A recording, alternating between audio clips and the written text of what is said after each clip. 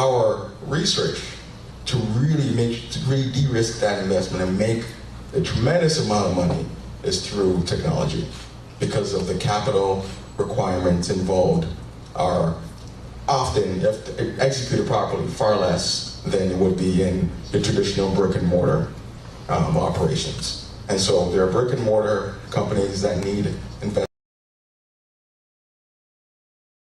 I carry around with me a Palm Pilot, which is gonna date me, but it's very personal. No, it doesn't work. But I carry it as a symbol because it's very personal for me, because I learned how to tie a necktie because of an app. So I see what technology can do, and I know what it does in the countries where we have relationships, domain expertise, and the ability to generate some real returns for investors who are here. Some of our, half of our investors are diaspora. The rest are really people who have saw what happened in India, saw what happened in China, and either they participated or they missed the boat. So they don't want to miss out on what we're seeing on the ground there. So that's what I do, and how we do it is by pooling our capital, our brain power, our creativity, and finding ways to invest creatively. And that's the sum of it. And I can share more as we continue. Thank you. Great, thank you very much, Kwame. Now, last but not least, the U.S. government, which, if I remember correctly, Alex was trying to, was trying to get around you, tax-wise. Romy Bacha, you work for USAID, and as I like to say, AID is one of the most innovative, most flexible development financial institution I have worked with, and I'm formerly from the World Bank and have worked with others. Could you talk to us about what AID does, but prior, please introduce yourself. Thank you. Sure. So stop the presses. You just heard from Eric, we are an innovative, forward-thinking development agency, and all of you sitting in the audience might think USAID, that doesn't ring true, and what Eric's highlighting is a significant amount of reform that's happened over the last 5 years in the agency to be able to reach out to a whole new range of stakeholders. Yes, development as it's done, international development by us in over 80 countries around the world, is, for the most part, there's still a lot of donor funding for projects, but we know to achieve sustainability in the long term, at one point, when we no longer have a USAID mission in Ghana or in Kenya, that means we have a vibrant, flourishing financial sector, we have civil society, and so all of our work and efforts are to enable that to happen. And that happens a lot through public-private partnerships. You heard from Nicholas, my other colleague Tahalia. We are in different offices within USAID, focusing on how we can bring about and accelerate development, but it can't happen just with us leading the way. And what I want to focus my remarks on is where the diaspora are playing a key role, and in fact are leading the change. So before I get too far ahead, I want to make sure I acknowledge Almaz, wherever she might be, because I'll tell you, when we did the African Diaspora Investment Symposium in Washington, D.C., it was the first time ever we did it in the U.S. It was on the sidelines of the African Leaders Summit. Almaz came up to us and said, we have to do something like this in Silicon Valley. We absolutely have to.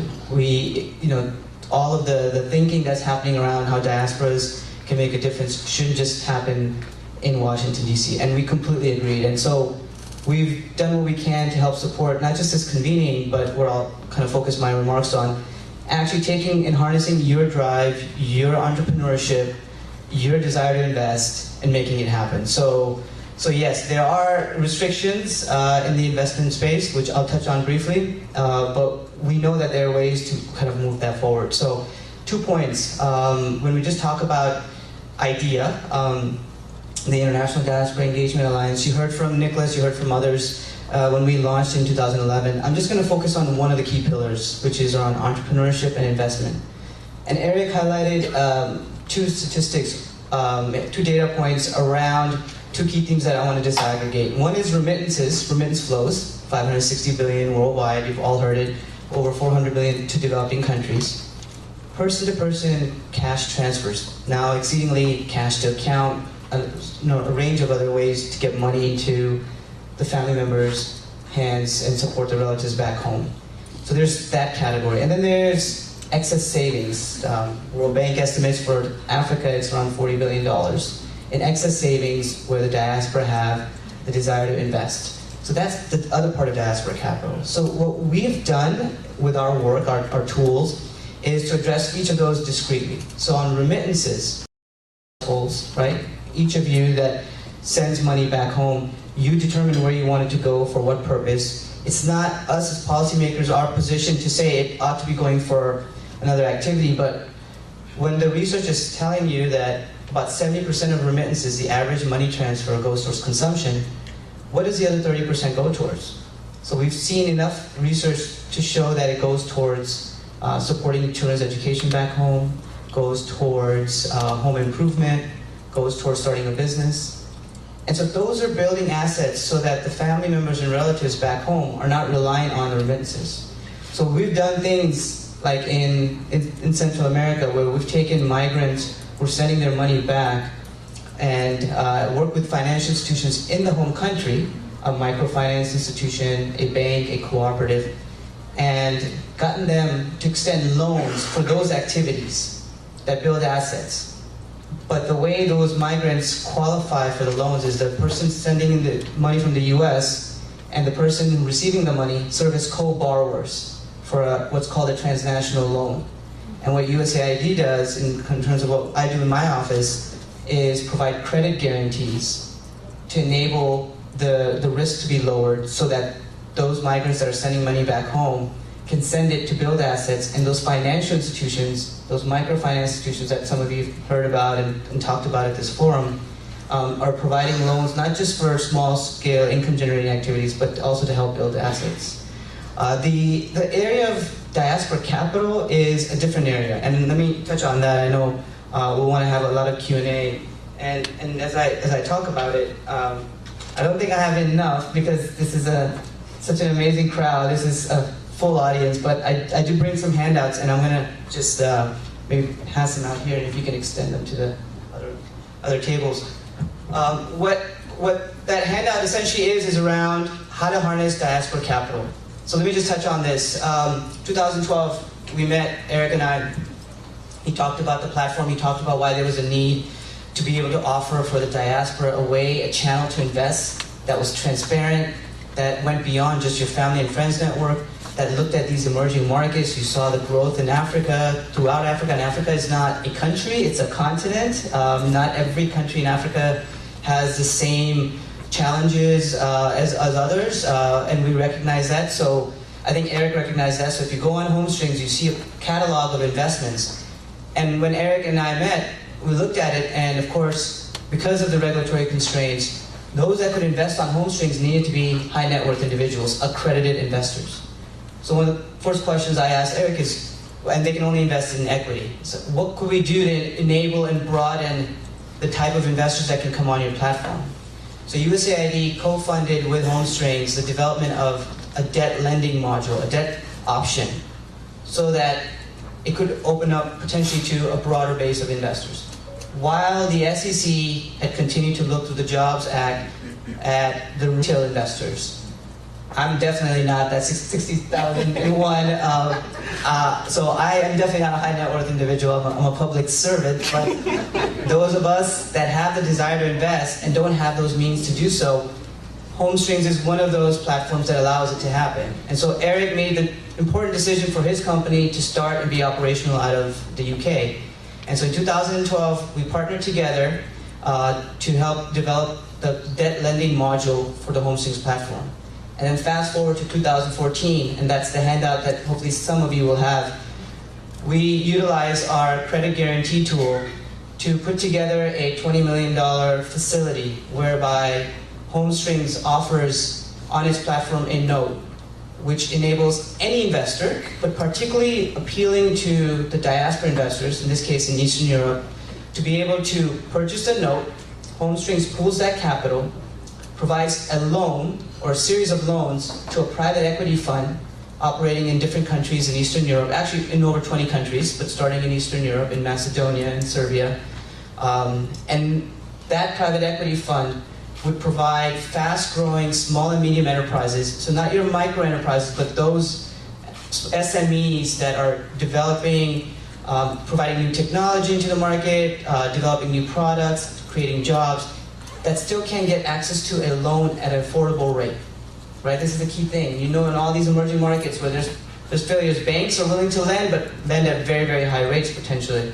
And so this fund is in providing debt to these businesses, and as they grow and scale and pay back their loans, the proceeds go up through the fund to HomeStrings and then back to the investor, who could be of the diaspora.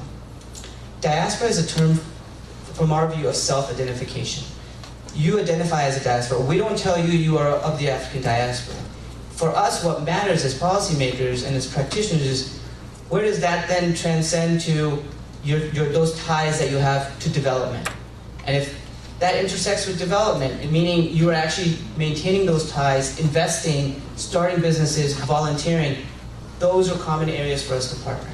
And so what we try to do is to see and facilitate when there are vehicles like HomeStrings, a platform like HomeStrings, or the Calvert Foundation and their community investment note for a recent initiative we launched jointly with the Calvert Foundation, the India Investment Initiative, is to take these financial instruments, bring in our tools like a credit guarantee, where we mitigate 50% of the risk of loss, and enable investors to feel more comfortable knowing that the US government, USAID in this case, is fully focused on channeling and enabling that investment to happen. And so there are challenges. Crowdfunding has changed. Maybe we'll touch on it in our Q&A. Title III now has been passed. It doesn't mean that everything is open, but now retail investors, any of us in the room, can invest a certain amount of our savings to support businesses in developing countries. Crowdfunding platforms are now more and more proliferating. There are businesses now that can raise their capital that couldn't do so otherwise. So there's a lot happening. Our goal is to be able to use our tools, to do it in partnerships, to come to the table with the diaspora, not to tell you how it should be done, to let you drive it, just like Almaz said, we're going to do this diaspora conference. We're going to show that diasporas have investment potential. We want you to be there with us. So, in sum, I know we have time for a lot of discussion. I'm happy to touch on how we put this structure together for this global investment facility. But more so, I'd love to talk about a little bit about crowdfunding and the potential, and yet also the challenges that exist. So, Aaron, I'll stop there for now. Fantastic. Thank you very much. We have my taskmasters showing me 10 minutes. I'll ask a couple of questions and then we'll open it up for Q&A. Just to quickly summarize what we heard here in terms of responding to the issue of new with the crowdfunding platform and private funds, diaspora funds in terms of the philanthropy through Aspen Institute, which is a very innovative venture capital funds that actually look at very specific transactions, structures them, and offers them to a pool of investors through the Kwame Dugan and his ventures fund, and then the facilitative element that USAID brings with guarantees, with grants, with facilitating access of capital to SMEs. So the universal solutions, and then obviously not forgetting Calvert's community investment note, which was launched in India and will be rolling out to various communities with respect to Africa as well. So that gives you a fairly robust set of opportunities to access what is going on back home, to invest various amounts and or to contribute from a philanthropic standpoint. I want to ask just one or two quickly in one word or two, talk about what are the biggest challenges you have faced in executing your model or your channel. Would you like to talk about the DAF real quick?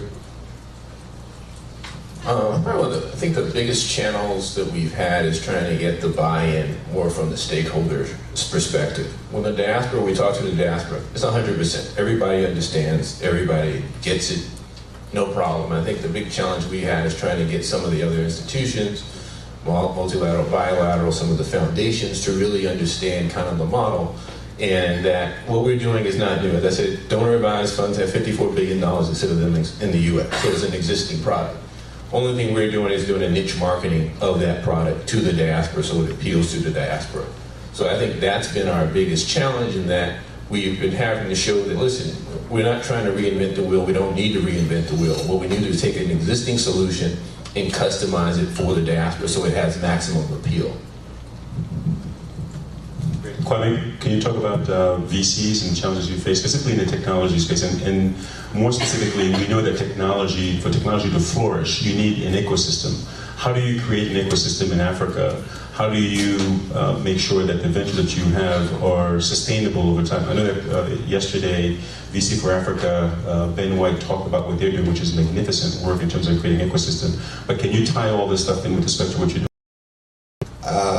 In terms of the ecosystem, that's what we're trying to build. We're not there yet, and we won't do it alone. There are people who are working at it, and related to that is that's why we focus on global investors, to signal to the investment community that to get them to buy in, you need to make money. These companies need to flourish. They need to be not sustainable. They need to be explosive for venture, right? So that's the key. These companies have to be really fast growing, explosive. So the first challenge has been identifying companies with that potential. The second is getting buy-in from the diaspora. So we don't focus on the diaspora, just to be honest with you, because we surveyed them, and there were questions where one of trust, as in who are you, and the second was why I can do it myself. Right? So our response is, okay, please do. At the end of the day, so people want to do that themselves, fine. I work with investors, some of them in the room. We share resources, we share information. There's a lack of data. So that has been the challenge of the diaspora. The third piece is when it comes to investors here, it's very much a geography question. People in the Silicon Valley area will tell you they don't leave these confines to look for investments. They don't need to. In New York, people in New York, investors, they get on the subway to go see their companies. So getting the buy-in is a tough sell. So that's been the challenge that we faced. And so to overcome that is by telling the story of, I come from a law background, so it's about the precedent, and you show them, look, this has happened here, and this is what occurred. This happened in China, this happened in India. So that's how those are the challenges we're facing, and how we overcome them is by showing and proving. And when there is no capital, we put something out, we do it ourselves to build it.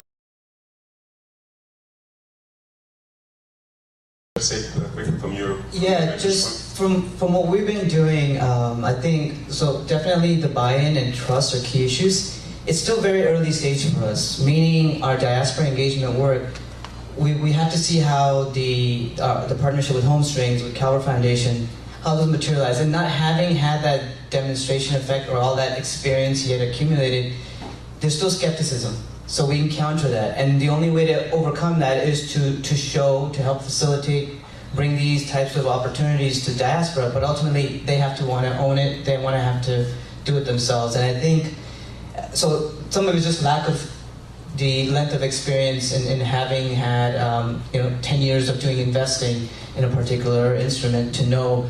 But I think the trust factor, each diaspora community is very, very unique. And so one of the challenges we have sometimes is that what we're trying to do for sub-Saharan Africa, we can't just replicate that for Latin America, or two regions I cover, Latin America and Eastern Europe and Eurasia. One of the key things to do is to do the assessment, to really understand and get that in-depth information. And Dr. Riddle, who's here, has been partnering with USAID to help overcome that challenge. Is making sure we're not functioning with faulty assumptions, that we are going by what the surveys and assessments tell us about the interests, motivations, and also the concerns of the diaspora. And they're different, across the board. So.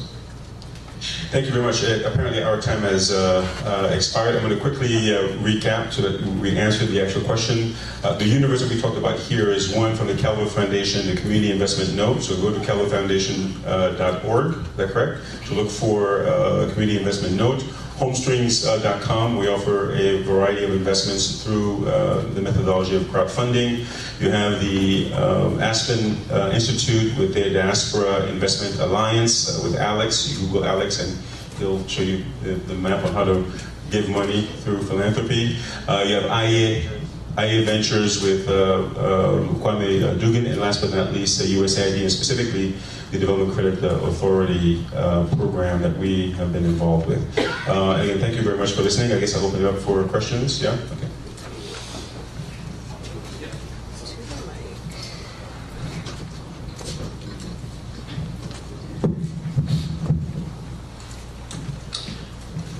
Bob Hornsby with American Home Builders in West Africa. This is a really interesting session, so thanks so much. We raised private capital last year from private investors, high net worth individuals, and we found even for people who meet that threshold, sometimes making an investment in a high-risk area is easier to do with retirement assets than with the assets that are available. So we've taken in investments through self-directed IRAs. I'm curious to hear your comments on how you see assets like that playing a role in diaspora investment, because a lot of people have the bulk of their investable assets in retirement accounts. Do you want to take that? Sure. We came across that when we looked at Lending Tree and Prosper. When we actually looked at the whole platform of peer-to-peer lending, the reality was when you lift up the cover, a lot of the money that comes into those platforms are out of IRA accounts, and that's a bulk of cash that's moving into the platform. They started out as doing peer-to-peer, but in order to get to scale, institutional investors have come in, Goldman Sachs and so forth. And if you're a personal investor, you have these gains go tax deferred. And I think that's an important aspect, in that when people look for investment, you have to respect the color coding of the money. And when I say the color coding of the money, it is very important. If you present your investment as a before tax option, that's a totally different perspective. And as you said, when you went out to your investors, the guy says, hey, I've got $100,000 sitting in my IRA account. I can move that out. Your return looks pretty good from a retirement perspective. How that money's color coded and how you can draw it down, even from an accredited investor, is important. And from our perspective, we even said, it's much easier for me to have a philanthropy conversation with someone than an investment conversation. Because I can say, hey, you're going to give this money away anyway. Why don't you give it to me and it'll benefit your country? Let's not even talk about return. Let's not even talk about that. I'm going to get you a tax deduction. It's legal. Here's everything. But more importantly, I have found, and I know Eric and other people can comment, you will run into somebody's fiduciary or their lawyer or their accountant. That is where the problems begin. And they will use this magical word called fiduciary responsibility. When you hear that word, pucker up.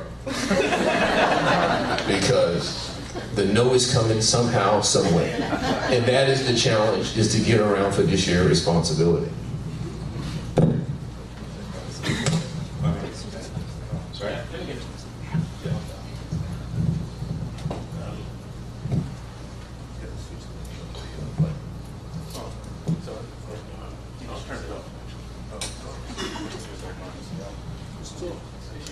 Just speak your questions. Don't worry, we'll repeat it. Go ahead. I am Kevin Njabo. I work for the University of California, Los Angeles. So the one thing I want to ask, or I want to really specifically say, is for the USAID and for the State Department. Before we invest in every country, there is always the issue of trust. So one of the things that the US government needs to do is stop these issues of travel advisories. Like we had this issue of Boko Haram in northern Nigeria and overflowing to northern Cameroon. You issue a travel advisory for the region. So if you put a travel advisory for Cameroon, there is no way people will get into the country. For example, something like oh, thank you. So that again? That was a question. That was a question. Yes, I just want to make sure we can do that.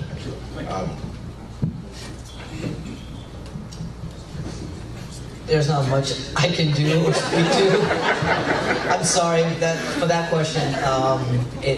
It's hard for me to be able to address that because we function under similar limitations. There's certain institutions in certain countries that we can't work with. as mandated because of where the source of capital is. And so, yeah, I'm sorry. I'm sorry that I can't give you a better answer than it's a discretion that the U.S. government and the State Department has to undertake, appropriate to context. And sometimes it's, to your point, maybe not. Maybe it's too conservative, but we work under similar constraints in what we do. All right, I'm going to just ask a question that I get asked often, and I think is a decent amount of people are probably on their mind is, what can we do? All right, if you're not, one of these wealthy individuals here on stage, how can you participate? And my response is, there's two ways to do it, all right? One is to consume, meaning there are companies that are providing services using technology to solve these challenges. You have access to them. They're online.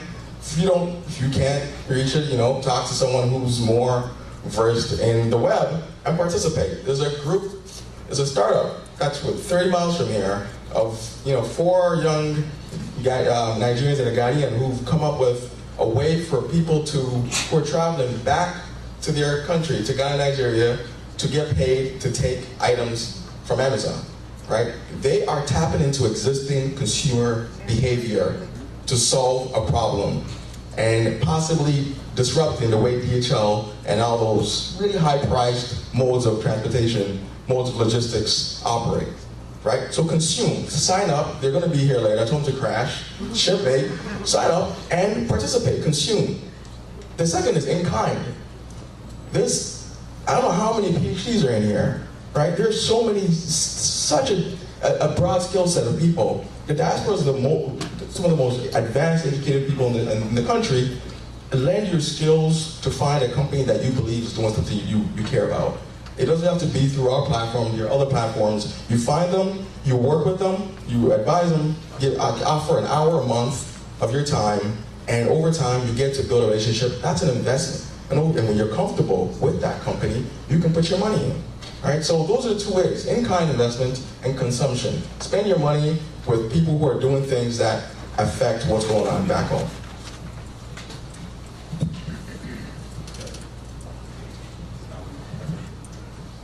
One final question, please. Hello everyone, my name is Jessie Adamako and I'm a recent master's graduate from Brown University, and I actually want to push Alex on what he just mentioned about the fiduciary responsibilities. And I'm curious about your thoughts on the recent clarification in the fall from the Department of Labor on what qualifies as being, a credible investment strategy, and how ESG has been more deemed as credible now. So I'm wondering how that could potentially be used in the future to harness networking, to invest beyond having the diaspora community participate in the investment strategy, as well as potentially also incorporating more indicators beyond just the monetary return into whether your money was being spent wisely or not. Thank you very much. Well, I have one quick thing to say. You are way above my level of response, so I will basically hand it to the richest person in the room. When I exit, I'll come to you for the check. Your valuation seems to be way above mine. The issue of ESGs, and I guess globally under the umbrella of impact investing, is basically taking over. You got a couple of platforms that I know of. One is called the Global Impact Investment Network, GIN, backed by USAID, Rockefeller, I believe Aspen as well, which basically tracks a framework on what differences each dollar that the members contribute makes on the ground. So in the case of hospitals, how many hospital beds have been purchased, how many doctors have been trained, the drop in infant mortality rates, etc. So I think that aspect is becoming very, very important, and it's also becoming very important to the diasporans. Diasporans want to know, yes, I want to participate in the growth story, but I also want to be able to say, what impact I'm making back home. So in our particular case, being a web-based platform, we're somewhat limited in terms of resources. to be able to go and track every single investment that our members make on the ground, which is the reason why we're asking for a grant from USAID to help us finance the impact module on home streams, where we will be working with local universities to help us gather data on the investments that we make, which we will subsequently report using the GIN framework. So to answer your question, it is the new wave, and not simply wealthy investors on Park Avenue are interested in impact so that they can have nice conversations at their cocktail parties. But regular investors, including diaspora investors, are very interested in quantifying the impact that their investments are making. So, and the last point on that, there is no dichotomy between returns, social returns, and dollar returns. People want both, right? And that's the essence of impact investing. Thank you. Let's thank our all.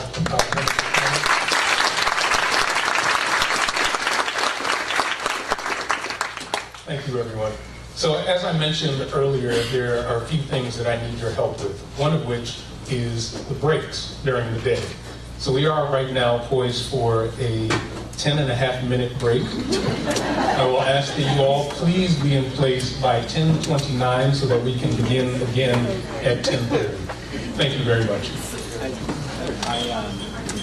We do business in India, right? That's why our work. Right, yeah, it's funny because we got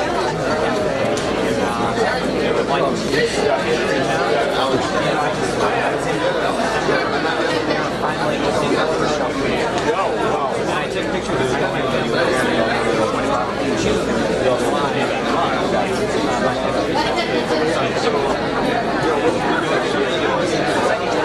but then I took pictures of these kids, and they were like, my sister.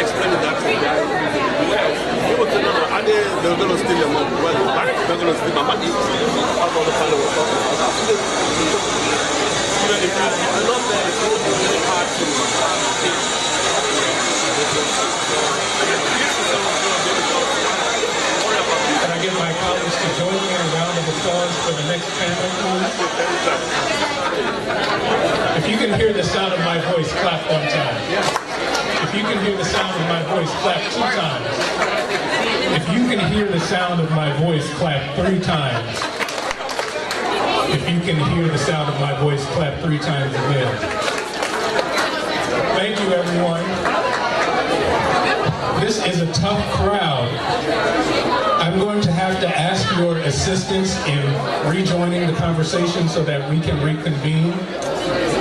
I am sure that these conversations in which you are engaged right now are scintillating, wonderful, engaging. We'll ask you to please pause them so that we can continue on time.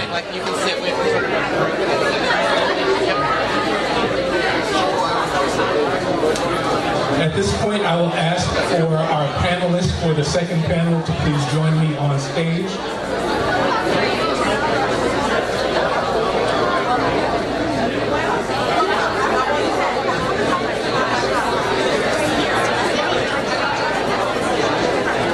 To all of my colleagues who are standing in the center of the room, who are part of Eric Vincent's fan club, I'll ask you to please retake your seats. If you're engaged in a conversation right now and you can hear my voice, I ask for your assistance in terminating your conversation now.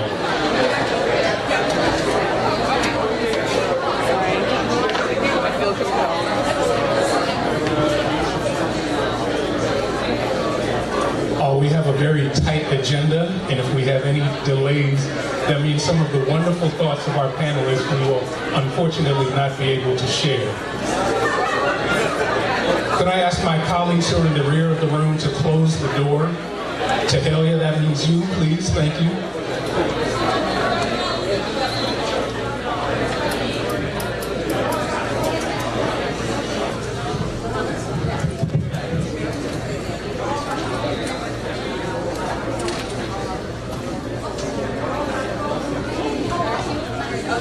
So let's give a round of applause to our panelists who are on the stage, please. So our earlier panel was talking about different channels of investment.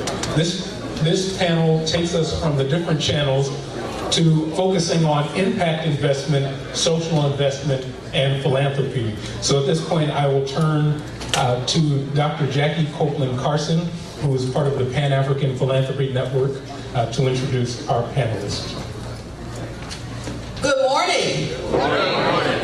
It's wonderful to be here and to see all of these advocates for African and African diaspora, social investment, philanthropy, and development. I am honored I want to give you a little bit of background about me and introduce our panelists, and then sort of set the context a bit. I'm Jackie Copeland Carson, and I'm an anthropologist and an urban designer, and I've been studying the African diaspora since the mid-1980s. That's actually my area of specialty, and I am absolutely fascinated by how people throughout millennia have kind of picked up their culture and their economies from some homeland and replanted them in another place. And that's essentially what attracts me to the study of the diaspora and the African diaspora itself. Of course, diasporas are as old as humankind. The first diaspora developed when Homo sapiens left the savannas of Africa and populated the planet. And basically all of humanity has been creating diaspora cultures and economies in some shape or form or fashion since then. So as an earlier speaker said, we're not going to get into the various debates about what a diaspora is or what it isn't, because one of the cultural commonalities of diasporas is they argue about what the diaspora is. So basically, if you think you're part of a diaspora, raise your hand. All right, we accept you as a member of the African diaspora. You are here by appointed such. And so having disposed of those definitional debates, we would like to really talk today about the trends in this rich field of what I call African diaspora giving and social investment. It includes philanthropy, it includes social impact investing, and it includes hybrids that mix these two forms in different places throughout the planet. To help us do that today, we are very honored to have with us John Kohler, who directs the Social Impact Investing Program at Santa Clara University. He's a scholar of social impact investing and has looked at these issues throughout the United States and in various countries. So it'll be wonderful to have this comparative perspective in our conversation today. To my left, we have Johannes Asef, who is a renowned attorney. and is with the firm of Stalwart Management Consulting, and is an expert in equity investment of all types, including those equity investments also designed to create a social return.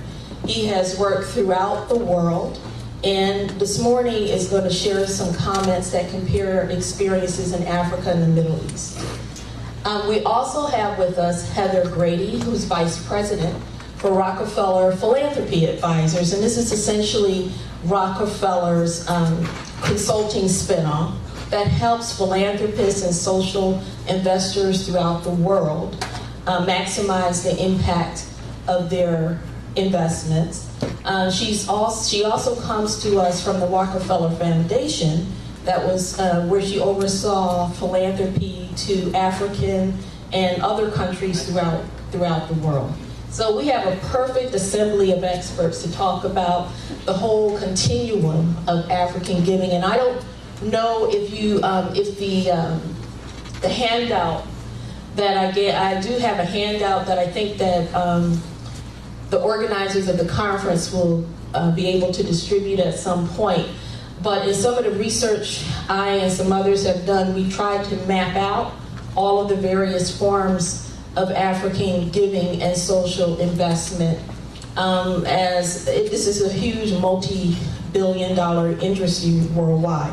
One thing I want to note before we get into the conversation is that the African diaspora that we're focused on today is, of course, the 30 million people who define themselves as part of the diaspora today. But according to the UN, there are 200 million people living in the African diaspora, if you include both the new diaspora and the old diaspora, people who dispersed throughout the world for multiple centuries as a result of the slave trade and other international migrations. And so we really are talking about a 200 million person economy of giving, philanthropy, and social investment, trying to address poverty in Africa, but other countries throughout the world.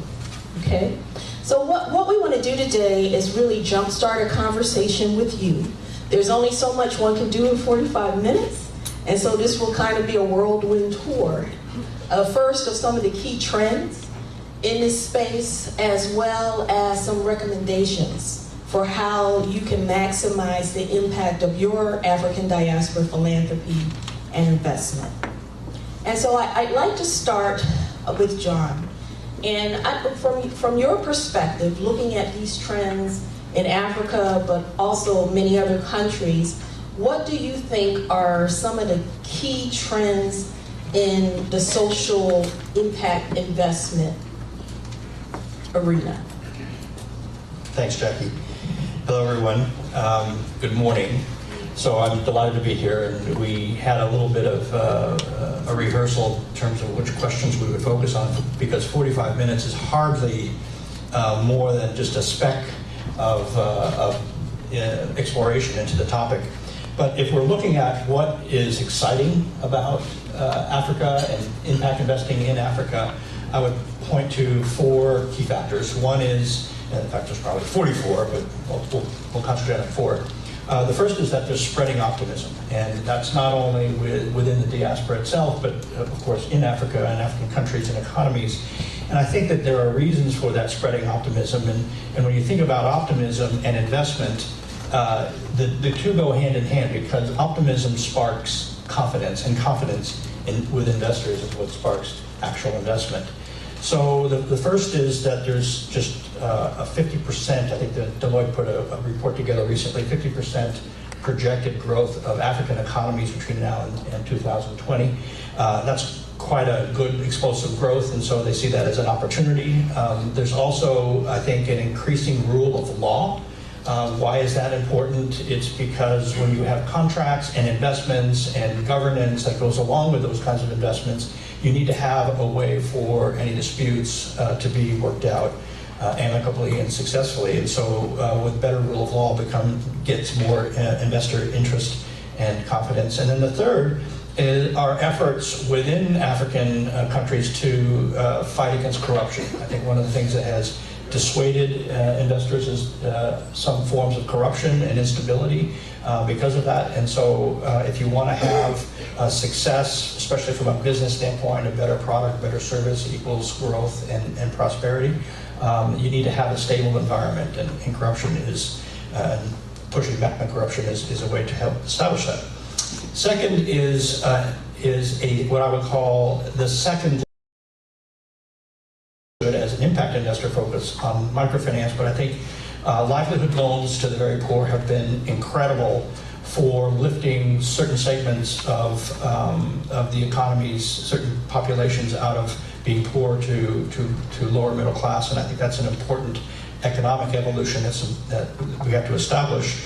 And it just feeds itself in terms of prosperity for all participants in a particular country or economy. When I say second leg, we had a great, over the last 35 years, we had a great explosion of microfinance organizations, and then about 10 years ago, there was maybe an overextension of microfinance. There was back to sort of usurious practices. But I think those have been called out. I think there have been changes. I think there have been new forms, especially with electronic platforms and other internet platforms, to extend financing closer to the recipient. And it has reached over 600 or 160 million people in Africa with livelihood loans. And I think you're seeing some new forms of, and more sophisticated forms of microfinance, so to speak. I can point to Leapfrog's investment in a company called Express Life in Ghana, and they had, I think, 12,000 customers for microfinance insurance policies with an investment by Leapfrog around 2012. They were able to grow to 450,000 over a 2-year period, 450,000 people who were now customers of Express Life. And then Leapfrog exited successfully that investment, and Express Life continues on. So I think that there's growing sort of second leg examples of microfinance. Of course, I can't be somebody from the technology sector without pointing out that one of the reasons for good hope is technology and connectivity. Obviously, mobile platforms combined with SMS or internet with smartphones is an incredible, emancipating technology. I think you'll see more technologies, such as Internet of Things or some of the medical technologies for very low-cost enzymatic tests to corral disease. Before it starts, I think there's several other technology platforms that I think help us solve old problems in new ways. And then finally, emerging of what I call programmatic and persistence approaches to social impact investing. Programmatic being what you would normally see from USAID sponsored programs that are time-bound programs through NGOs to solve a particular problem in a particular community, but those go away after the funding runs out. And so that's been a kind of a steady stream of short duration programmatic approaches to providing essential services and needs. And I think that the social impact investing is trying to do that in what I call persistent way, because if you can, in fact, support companies through investment who are themselves trying to provide critical products and services to communities, but what you leave behind is a company that's able to grow itself and be self-sufficient, then that's a persistent approach. So those are the 4 reasons that I would point to for some pretty good optimism. Great. Well, that's a really good sort of overview of the conditions that we find ourselves in that are promoting a lot of creativity, emerging new practices in this space. And so with that context in mind, Johannes, would you give us an overview of key trends in the equity investment space, particularly as tied to investments for social good? Okay, thank you, Jackie. So I'm a lawyer. I come from the financial markets. I practice law in New York, mostly for 2 law firms on Wall Street. So my background work is really related. I'm a securities lawyer working on deals and transactions, starting from mergers and acquisitions and moving into the securitization of various investment products, bonds, and similar instruments. From there, I'm just giving you a background to where we are. From 2008 on, I've been working in Africa for 4 years, based in Africa, in Ethiopia primarily, from 2008 to 2012. And then since 2012, I've been part of a small advisory firm called Starward, based in Dubai, for convenience, because part of our work involves also South Asia, India, Bangladesh, Sri Lanka, and Nepal mostly. So we focus on two areas. One is capital market for establishments, working with helping developing capital markets in the commodity, agricultural commodity markets, as well as financial markets. The second part is working with capital formation. The capital formation part is where the investment side comes in.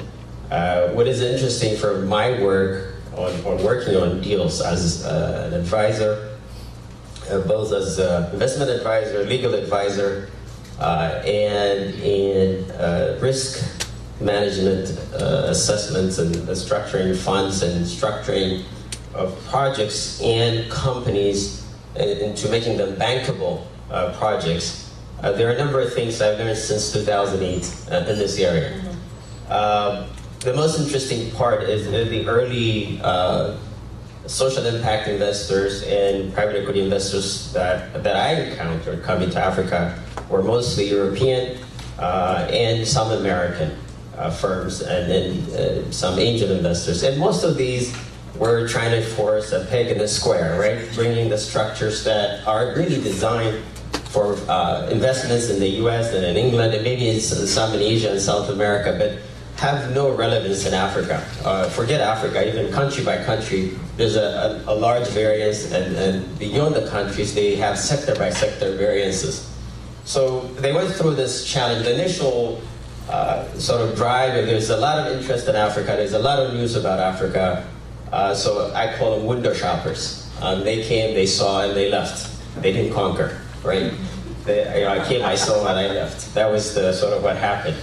The second round came in with people trying to adjust their model, right? So, you know, when you raise funds for a fund, when you're doing your documentation, when you're soliciting investments from investors, institutional or angel, minimum capital requirement, the sector type, the horizon, you're exiting a 5 or 2, whether it's debt or equity, all these structures, they have to be put together initially. You can't come midway through the fund and try to invest in Africa and say, well, we're sector specific, we're looking at agriculture, we invested in Argentina, so we can invest in Tanzania. No, it doesn't work that way, right? You try to put, if your minimum investment is 5 million, at 5 million in Tanzania, you can probably buy about 5,000 companies. Oh, I'm just exaggerating, maybe like 5 companies, right? So the ticket size is too big to fit their requirement. And then the third iteration has been Africa-specific, or sector-specific, or country-specific funds that are coming out, which this is more post-2012 that I'm seeing more and more. But even with that, the people leading the efforts have very little Africa experience, so their assessment of risk is off the chart. So they're not doing the deals. They come in with the money, but they just go away without the deals. What I'm seeing now, what really excites me, and I see some of the colleagues, and there are many friends here, and we do the same sort of routine of these conferences. I see a lot of African diaspora professionals from the financial sector at all different levels now leading these efforts, or co-investing or co-leading. You heard some of the speakers yesterday who really understand the market and could actually quantify the risk, right? So you can appropriately set the funds, structure the investments. So that's leading to more and more investments. And there's been more investments in the big countries like Nigeria because they're awash with cash. There's a lot of money. Ghana, the early, and Kenya because of the sophistication of the market. But now we're seeing in risky places, like Tanzania, Ethiopia, more and more money coming in. But it's really the sum of all these sort of reiteration and experience. So what I'm seeing is now that the last frontier, what's even more exciting is, I'm sure you heard yesterday from IntelliCap, the IntelliCaps of the world who are coming, the South-South kind of development, money coming from developing countries, investing in Africa and setting up shop in Africa. But what's really interesting is they're also trying to raise money locally, right? So from Africa, from African investors. I'm actually involved in a bit advising in Telecom for the Ethiopia fund that they're looking at. There's some challenges. So this is really the process that's going on. But on an individual deal by deal, we have also challenges on the entrepreneur side. We've heard over the last day or two about the various challenges. Part of our clients deal with diaspora investors, so there's a whole lot of miscalculation and challenges that go into that. But from the local investors side, the biggest challenges have been dealing with and using professionals like lawyers, for example. As someone mentioned yesterday, there's a huge problem with having good quality local lawyers to understand the documentation process and negotiating the deals. And some of the deals have gone bad because the local lawyers don't want to say, I don't know, right? I don't know these terms, I don't know these structures, I don't know what I'm getting you into. And entrepreneurs are eager to get the money, they want to run and they want to do what they do best, which is just build their company. So that has led to a lot of sour grapes, a lot of sour deals. I've been involved in re-engineering, fixing some of the deals that have gone down, but there's a lot of misunderstanding of these structures. So I'll stop here. We're seeing notes here, but I could continue. I want to give more chances to my colleague here to do more, and I'll be happy to respond to questions about specific situations. Thank you. Well, thank you for that sort of on the ground, from the actual perspective of the practitioner's sketch of what some of the key issues are. A lot of creativity and innovation in this space as well. I do want to turn to Heather, and if you could share for us sort of a thumbnail sketch of some of the key trends in philanthropy. In particularly, starting from the base of giving for giving's sake, whether it's institutional or individual philanthropy, but also specifically the role of African diaspora people in creating some of the new trends that we see in philanthropic giving and its blending with social impact investing. Thanks, Jackie.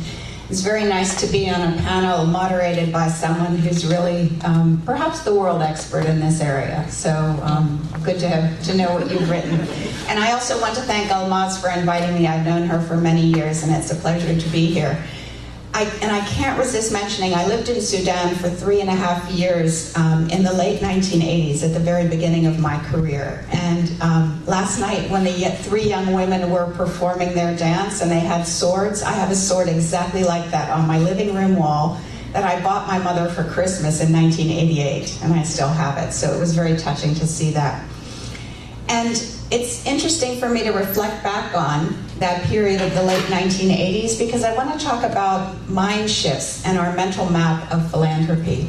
Back then, I think development in Africa was, as it was elsewhere, was dominated by the idea of north-south financial flows, relying on expertise of expatriates, as I was, and also the idea that people migrated out and didn't return. And really, the world could not be more different today. Today, we have development in regions around the world that is not dominated by expats, at least hopefully. It's decreasing year by year, and it's much less now. We don't think of north-south aid flows anymore. We think about circular flows of money, including remittances, which certainly were overlooked as a development finance impact source, and now are really increasingly recognized. And also the idea that people, once they leave their home country, don't return. All of that has been turned on its head now. So in terms of thinking about what are some of the most promising developments, I'm speaking from an organization, Rockefeller Philanthropy Advisors, that really works with a broad landscape and a wide swathe of philanthropists and foundations in the United States and across the world. And I would say that the most important trend in terms of African diaspora philanthropy is simply that it's more recognized and more recognizable than it ever has been before. I think we have some interesting examples. Some of them were mentioned this morning. Of course, this organization, the African Diaspora Network, One World Children's Fund. In the UK, we have a group called Africa Gathering. Africans in the Diaspora. Alex Dixon mentioned the Diaspora Giving Project at the Aspen Institute, which was supported by my former employer, the Rockefeller Foundation, and others. We have the African Philanthropy Forum, which was incubated at the Global Philanthropy Forum. And then we have individual foundations led by very well-known and respected Africans, such as the Mo Ibrahim Foundation. Mo is originally from Sudan, and the Higher Life Foundation, founded by Strive and Tsitsi Masiyiwa. They're originally from Zimbabwe. Now, when you have a global philanthropy event, or any philanthropy event, and you want to tap into expertise, you invite people like Mo and Strive and Tsitsi. You just can't overlook that anymore. And I also want to mention this very interesting crossover between charitable philanthropy that is grant making and impact investing. More and more we are blending these two. So these are really complementary sides. If the goal is to improve people's lives, these are simply two different kinds of tools in the toolbox with their own strengths and weaknesses. And just one more thing while I'm talking about the Rockefeller Foundation. Someone mentioned earlier the Global Impact Investing Network. That was part of, GIN was part of the impact investing initiative that we had at the Rockefeller Foundation that was set up through grant making. We ended that initiative, but we could not have ended it until we had regional forums, and one of them was in Africa. So I think that's all just to say that this is an important part of philanthropy in general. I just want to take another minute to say the sort of growing level of innovation within African diaspora philanthropy. You know, this is a time of real experimentation and innovation in philanthropy in general in the US and across the world.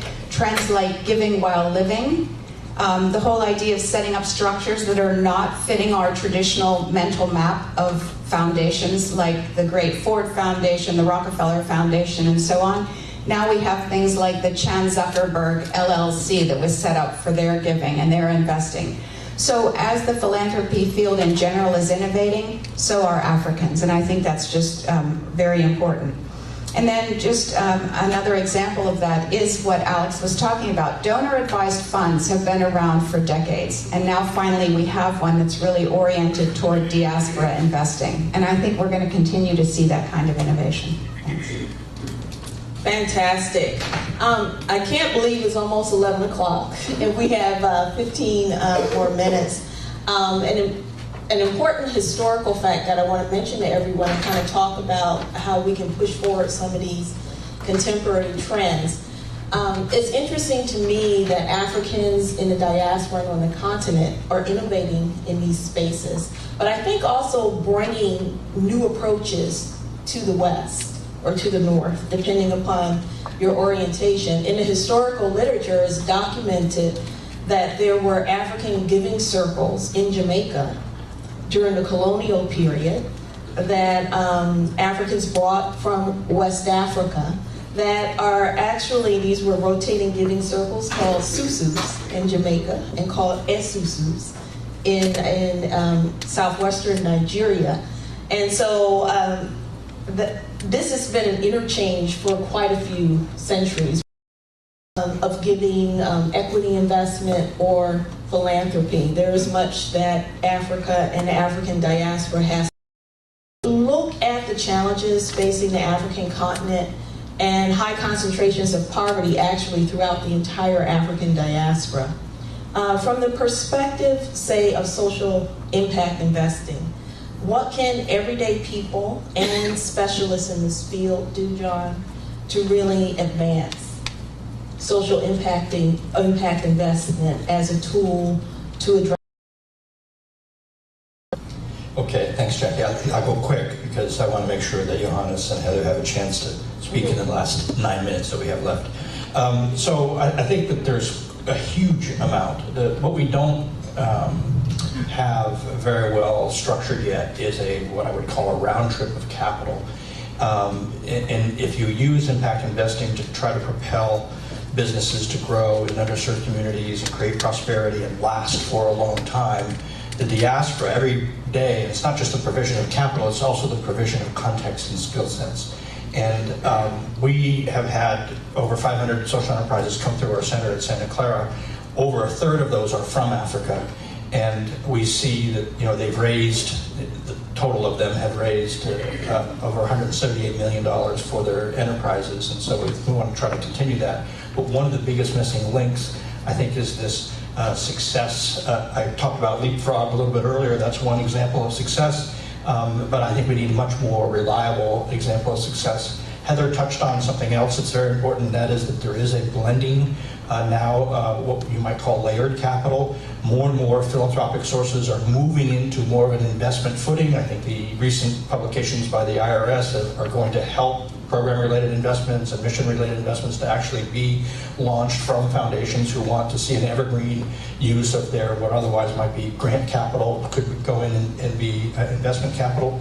And then I think we have to, and whether we do it individually or we're in a position in the government, we have to, I think, reduce the headwinds. It's hard enough to start a company in California, let alone support a startup in Zimbabwe or Botswana.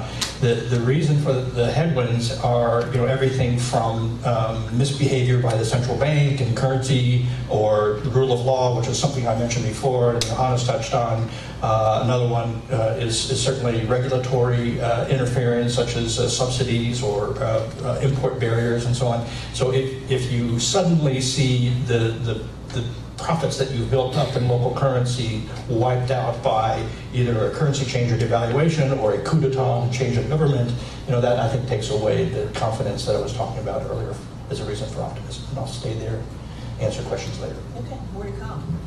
Johannes, from your perspective of some of the current trends, what are the top 2 most effective actions that African diaspora equity investors can take to improve the social impact of their efforts? There's a whole lot more than 2, but I mean, to Eric earlier mentioned and others, here in the U.S., the U.S. security laws are very tough. You have to be an accredited investor on some of these investments. So getting around the Jobs Act was, Title III was supposed to make it easier, but they've come up with, even the regulation with some challenges, and we're still hoping for the promised land on that. And the crowdfunding route is still complicated. The one avenue, people still, the trust issue is a major barrier in the investment area. But there are some trustworthy platforms like Eric's HomeStream, where you could get on and invest directly through their England-based, they're accredited in England and licensed. It's a lot easier to do it through there. The U.S. platform also has some accredited investor qualification requirements, but there are others. There are angel investors. There's a group that I worked with that packages angel investors, for example. You could be investing maybe $30,000, but they put in about 5 or 10 people together, and they do all the back work for you, and they invest in the target country or the projects. So you can get directly involved. And the others is to go visit your country of preference. Look at the industries that are doing well. I always tell, not everybody's an entrepreneur. I'm part of the Ethiopian Diaspora Business Forum. We've been doing this for 10 years. I just brought in a magazine from the annual from the conference. The cover story is a $100 million hospital that's being built in Ethiopia. There are 250 Ethiopian American doctors who banded together and raised the initial $10 million capital out of their pocket. But this started because a couple of really,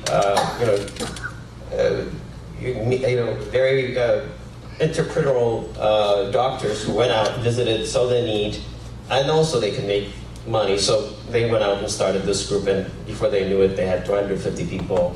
And you don't have to do it 250 people, but you could do it at a smaller level. Thank you. Heather, it's been fascinating to me that much of the research estimates that about 10% of all African diaspora remittances are actually oriented towards, quote, charity or some form of social investment. How can we increase the amount and impact of giving, of whether it's philanthropic or social investment by Africans in the diaspora? Thanks. That taps into what I think is the most important change in the philanthropy community generally, which is orienting more towards systems change. A lot of people are giving to individual, discrete projects around the world, fragmented efforts. If we really want to make progress on the world's most pressing challenges, we have to take more of a systems approach. And I think the best way to do this is for networks of organizations to start to work together more effectively. I think there's an incredible opportunity to cross over between the African diaspora philanthropy networks and other work that's going on. Let me just give one example, since we have very limited time. There's something that I've been involved in creating called the Sustainable Development Goals Philanthropy Platform. The idea is that we have these SDGs, we have a lot of things to accomplish, 17 goals by the year 2030. We've set up a website called sdgfunders.org. We've launched this work in 4 pilot countries in the first year. 2 of them are in Africa, Ghana and Kenya. I'm just off on a trip tonight that includes Kenya and Zambia. We'll be launching in Zambia this year. We would love to work more with African diaspora communities in those countries, working with the national government, with the UN system, and with really the time and talent and treasure of communities, including the diaspora, to really make progress, significant progress. I think that's a way that we can connect more effectively to local groups, learning from each other as we move ahead with that. And we would love to have a section on our website that's completely devoted to diaspora philanthropy, including African diaspora philanthropy. I think that's the way we'll have more giving to actually have greater impact. Thanks. Well, thank you. Thank you to the entire panel. We are right on time. We have 10 minutes for Q&A. I just want all the organizers to know that I am on pace with my marching orders. And so over the next 10 minutes, we are happy to answer any questions that we can and really get some conversation going about these exciting trends along the continuum of giving and social investment. So is there someone...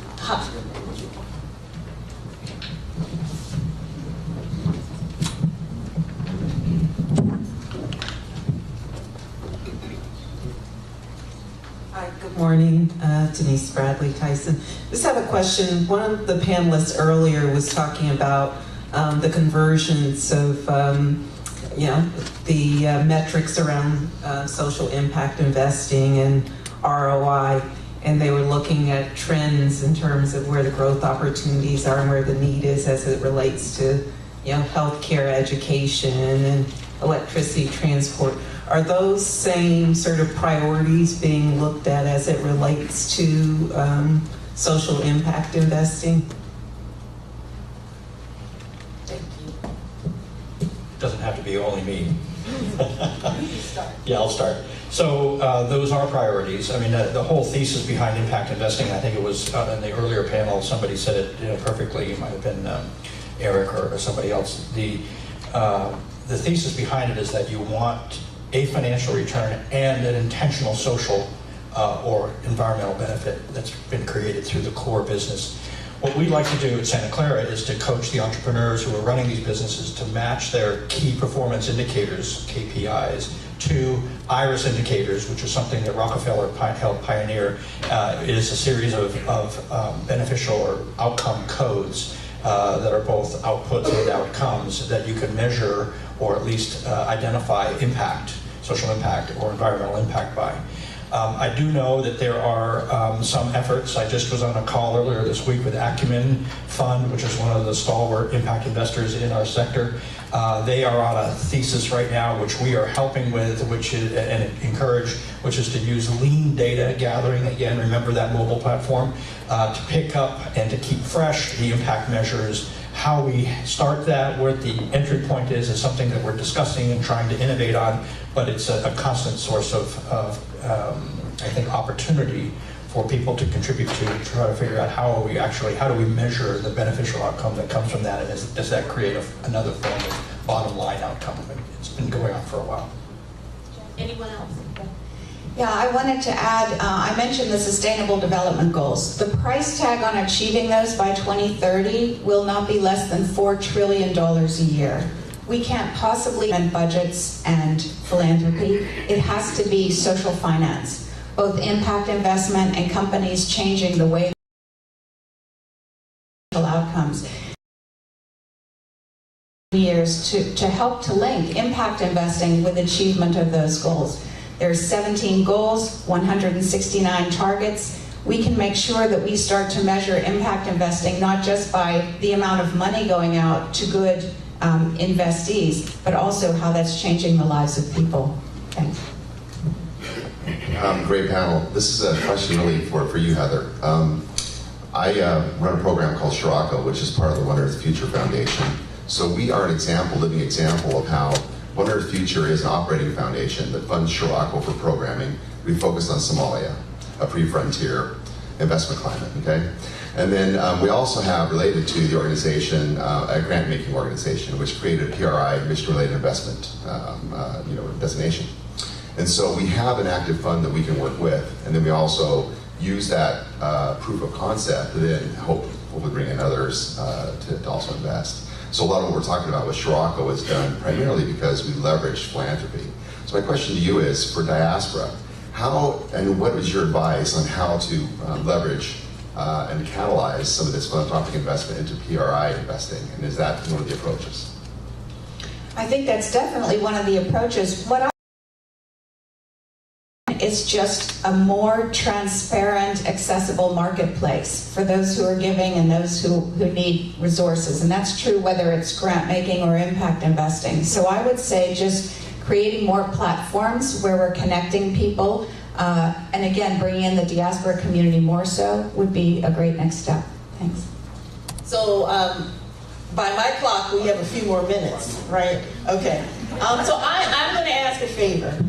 If we cannot really have many statements or presentations of your organizations to give everyone a chance, just a 30-minute question and no more, 30-second Freudian slip, wishful thinking, 30-second question and no more than a 30-second answer, okay? All right, 30 minutes. 30 seconds. Okay. My question is, the changing aid model from handing out simply money to more of supporting investment. Since this is where we headed, in light of this, how does the diaspora community of entrepreneurs prepare themselves to make the most out of this changing climate? Thank you. And I can take a bit of that question and I can do it in 10 seconds. And so, I think we're moving to a model where we're mixing the two and recognizing that leverage, giving, and investment are necessary to move the needle on development. So I don't think it's an either or, that you either give and that philanthropy is part of the past and investment is the future. They're both and models and a lot of mixing and matching between the two in reality. I agree, but I just want to add, I'm a pure capitalist, and I work with people who are driven by profit motives, but almost everything in the SME sector in Africa, what they're doing has a huge social impact, whether they design it, plan it for, or not. Nobody's quantifying it, nobody's diaspora. The Ethiopian diaspora has invested over $2 billion over the last 20 years in Ethiopia, and it's the second largest employer in Ethiopia after the government. And they're in every leading sector of innovation. And so the problem, the challenge that I see is structuring, organizing, and flowing, and to trying to make sure that there's an advocacy system, there's policy direction, there's donor coordination. Frankly, the donor communities in disarray, they compete with each other all the time. The DFIs have not really worked out well. But what I see is capital from the diaspora going directly to investing and improving people's lives. And that's what's happening, and that's what needs to be continued. What needs to be done is to help it shape and drive it in a certain direction to get a greater impact. Outstanding. I think we have time for one more 30-second question. My name is Jahan Mansour. I serve as the founder and CEO for Silicon Valley Africa Developments, Inc. We're located in downtown San Jose. We are focusing on how to make the African Growth and Opportunity Act more effective and more efficient. We feel that can be done if we tap into an underutilized asset, which is the Black American community. How can you help us in our efforts to organize and mobilize the African American community to help the development of Africa? I work with AGOA. Thank you for your question. AGOA has been a great source of help for bridging the gap between the U.S. and Africa investments and trade. but there's been huge challenges. Africa is not producing a quality and the quantity of the type of products demanded by the US market. So there are huge challenges in capital investments and know-how. But there's a bigger threat right now to AGOA. AGOA is on a death knell if TPP becomes a reality. TPP is going to bring in Vietnam. Vietnam is going to be the next destination. It was already the next destination, low-cost production. So all these garment manufacturing that you're seeing that's going to Africa is going to reverse and it's going to die. So for those of you who really are interested in AGOA's life, please advocate with your congressmen and women, trying to make sure that AGOA is not going to be destroyed by TPP. So it's very important. And second, the African American community has been a huge and an important part of Africa's development for centuries. I know with my own heritage with Ethiopia, African Americans were, they mortgaged their houses in Harlem in the 30s to help the fight against the Italian occupation. But unfortunately, with integration, African American interests slowly whittled and died. And there's a very little amount of interest. So my question back to you is, how can you mobilize the African American community to get interested again in Africa? Need your help. Well, and I know many organizations, and on that note, I will connect you. And thank you very much, and to all of you for joining us for this conversation.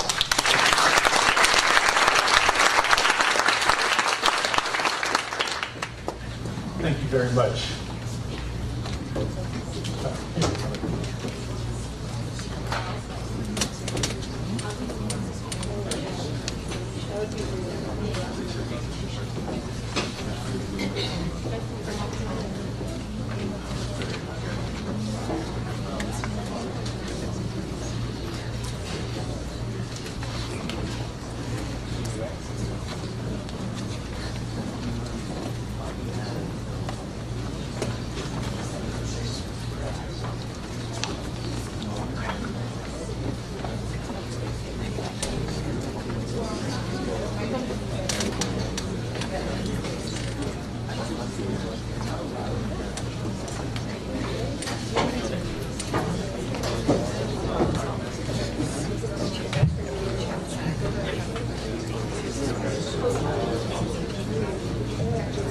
So are you having a good time learning? I am only back here because I want to introduce someone I just met. We were on a panel in July or August in San Francisco, and I was so blown away by his humility and what he actually did. Nigerians and Africans, but he is just such a humble man. You can read his bio. It's Chris Hoyland. He is the founder of Africa Malls for Africa, I should say.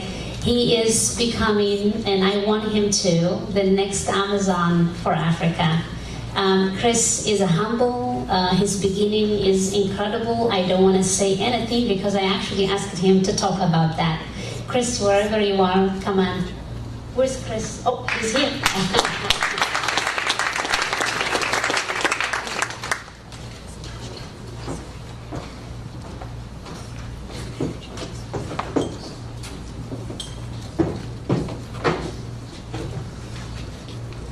Hi. Thank you again for having me. As you might have read in my bio, well, first of all, my name is Chris Falayan. I was born and raised in Nigeria. I actually moved out here to go to college, went to San Jose State University. My story goes something like this. Well, when I was 7.5, started my first company, picking up tires from the side of the road. And for all of you who have been in Africa or lived in Africa, you know that there are tons of tires on the side of the road. So picked them up, put them in the back of my mom's VW back then, and then filled that up, then got a pickup truck, and then basically started growing and growing and growing. Got people from my school, my primary school, and their parents to organize and pick up tires. And lo and behold, we were making money and there was a territory. So that's how I started my first company. But it was all about trying to clean up and also making money to buy some toys. But fast forward to where I am today and what's happened is I'll tell you a story that everybody in here who's been to any country in Africa or any emerging market has actually experienced. Now remember, what you don't want to do is you don't want to tell your friends that you're going back home. The reasons why is because your luggage is just going to be jam-packed. I mean, it's literally like, okay, this is enough. So what happened is I was going back home a lot because, like I said, I was born and raised there. My parents still live there, my brothers live there. So I was going back home a lot, and everybody kept saying, hey, can you bring this, can you bring that, can you bring this? And then I started getting calls and emails. My brothers, and it's like, I'm your brother's cousin's uncle's son's sister's neighbor. You have no relationship with me. Why are you calling me and asking me to bring stuff? But I ended up going to the airport, 10 suitcases, found out that you can't pay excess luggage for 10 suitcases. Back then, Delta said I could only do 4, and that was that. So I picked 4, went back home with 4, but on the flight realized that people had access. They had access to the websites, they had access to the product, and they knew what they wanted. But they were not given the opportunity to get those things because of one big word which has been mentioned in the previous panel, trust. Many of the stores do not trust emerging markets or Africans, and then you say Nigerians, my goodness, you say Nigeria and they run faster than the speed of light, and just, whoa, I was just talking to somebody there and I said Nigeria, and so they say 2 things. One, you say Nigeria, they run faster than the speed of light, and you say Nigeria and they say, did you send me that email? So, I'm facing these problems, and then, so it's been interesting. So what happened is I knew that access and trust, I knew there was access, but there was an issue of trust. And, knowing where I came from and, was not rich or anything, I said, I needed to do something to fix 2 things. And I'll tell you about the 2 things that I have fixed. The first one was, let me figure out a way to give people access to the products that they want, that these companies, these big companies, are saying they cannot buy because they do not trust us Africans. They do not trust our money, they don't think it's legit, they think everything is fraud. It's like, okay, let's figure this out. So developed a platform, it's just called Mall for Africa, developed a platform that basically enables individuals in the US and individuals in Africa to buy items from stores in the US and in the UK, and mitigating and basically scratching out all issues of trust. So now a store in the US cannot say, I don't trust you, because we've taken that trust factor out. We've basically guaranteed the stores, you will never, ever, ever in your life have a fraudulent transaction. You never, ever in your life have to worry about the liability. Will it get to the person that, said they wanted it? Don't worry, they'll actually get the product, because, some people have tried to ship into Africa and they say, well, I tried shipping there. They said they never got it, but I know they got it. They probably did, but there's no way you can track that. There's no way you can say, yes, that person 100% got the item. So develop that platform to basically mitigate that trust factor. So the Mall for Africa platform takes that away. Now, what that has done is has done another thing that's beautiful, and I would call it the social impact part. It's now allowed people in Africa, and in Nigeria is where it started, it's now allowed people to actually buy stuff that they need to grow their businesses, to start doing something impactful.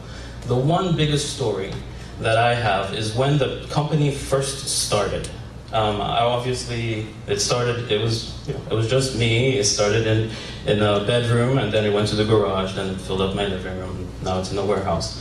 But when it first started, there was an email I got from a lady, and she said, "Thank you so much. You have been able to get me because of your platform, a sewing machine that I've always wanted. And I've started a business with this sewing machine. And now I'm a seamstress, and everybody is coming to me in my town saying, where did you get that from? Thank you for bringing this instrument, basically, to the town. And she now sews products, and she's pretty well known. She's now bought 3 other sewing machines, so she started her own business with it. And other things have come out of it. Schools have bought books, because nobody wants to ship 1,000 books. I don't care who you are. You don't want to carry a luggage with 1,000 books. Schools have used us. Medical facilities have used us to get medical equipment that they could not previously access. Now again, these are companies and these are people who had the funds, but the companies in the US and in the UK did not want to ship to them because of this trust factor.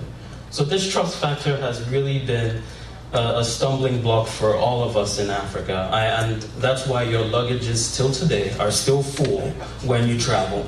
It's because of trust. They can access the websites. They know to go to Macy's.com or Amazon.com and go here. They will send you the link. They will tell you it's on sale today. And they will tell you, buy it now and here's a coupon code. So they have access, but nobody wants to get them the product.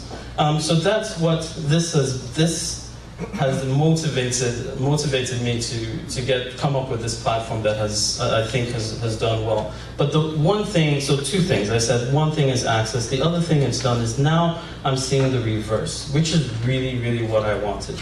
Now companies are saying, my goodness, this is interesting. You mean people in Africa actually have money and want to buy stuff? And I'm like, yeah, they do, because I don't know if you probably all experienced it. You talk, even some VCs have asked me if there was a monkey in my yard. And just very, very poorly educated people in that respect. But now companies are calling, big major companies are calling, saying, look, we see your platform, we see what you're doing, we now want to work with you and start getting products into Africa. So companies are calling, but the twist is now I can say, on behalf of my people, I can say, okay, now you're coming to me, I'm coming back to you. What can you do for my people? How can we get their products on your websites? How can we be at Nordstrom's, we be at Neiman Marcus, we be at Macy's? So that's the impact that this has had. So you will be seeing African products in these stores very, very soon.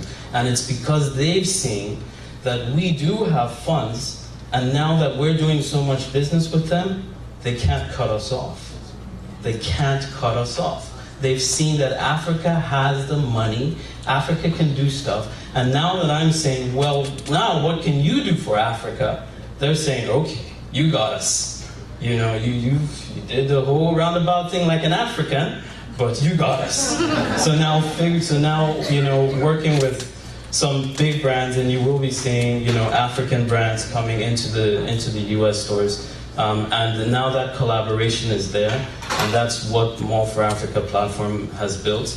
And I'm very, very proud of what it's done, because not only has it had an impact on people's lives and building businesses and schools and children, it's also had an impact on the continent. There'll be an announcement very, very soon, probably middle of March. Please look out for it. There are now big, major companies pushing us, saying, we want African products. They can come through you. We want African products because you're doing so much business for us. And if that's what we have to do for the African people to show our gratitude, we're ready to do that. So Mall for Africa is going to be expanding into other countries in Africa just because brands are pushing us. No more me pushing people or me begging. Now brands are pushing us. Big major brands are saying, we know Tanzania, Botswana, Senegal, DRC are huge markets also. You're not there. We're going to get you there. We're going to help you get there so you can get our products there. So that's what More for Africa is about. That's why it started, to implement and bring trust.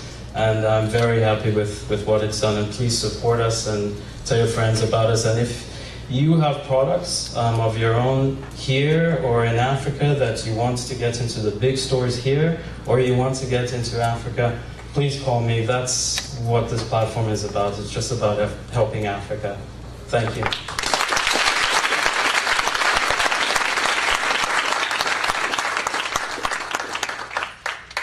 I guess there's 5 minutes for questions, if any.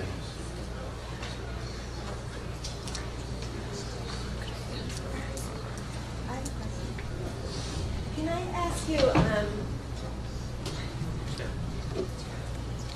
hi, I'm Robin from UC Berkeley. Can I ask you, what do you do to make sure that products that aren't healthy for any human beings and not for Africans either stay out of this collaboration, like Coca-Cola or cigarettes or pesticides? Sure.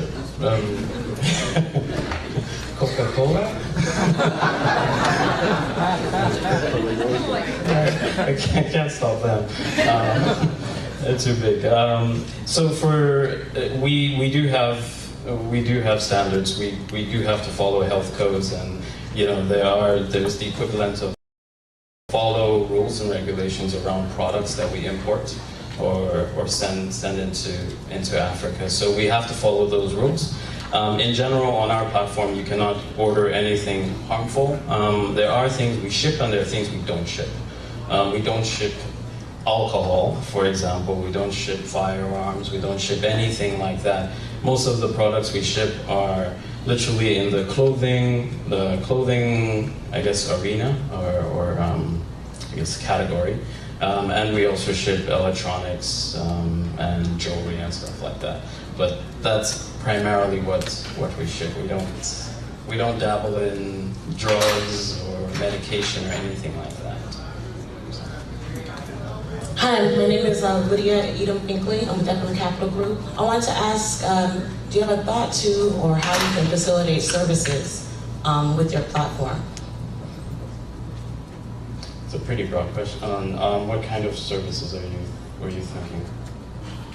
Any service that could be facilitated, I guess, online or through the internet? Yeah, well, we've been, and it's interesting, the panel has been talking about how money has been flowing across border. So our platform basically guarantees funds to the U.S. and I'll just talk about U.S. since we're here. It guarantees funds to the U.S. manufacturers that we buy from. So for example, Macy's, Neiman Marcus, and Amazon, Walmart, for example, we guarantee them the funds whenever payments are made.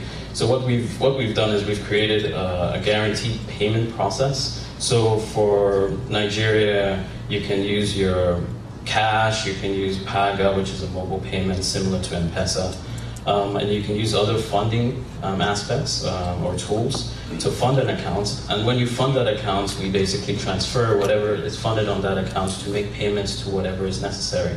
So you can actually use the platform as a payment mechanism. Some stores, look at it as something like a PayPal in a way, but we've been trying to keep it more of an e-commerce platform.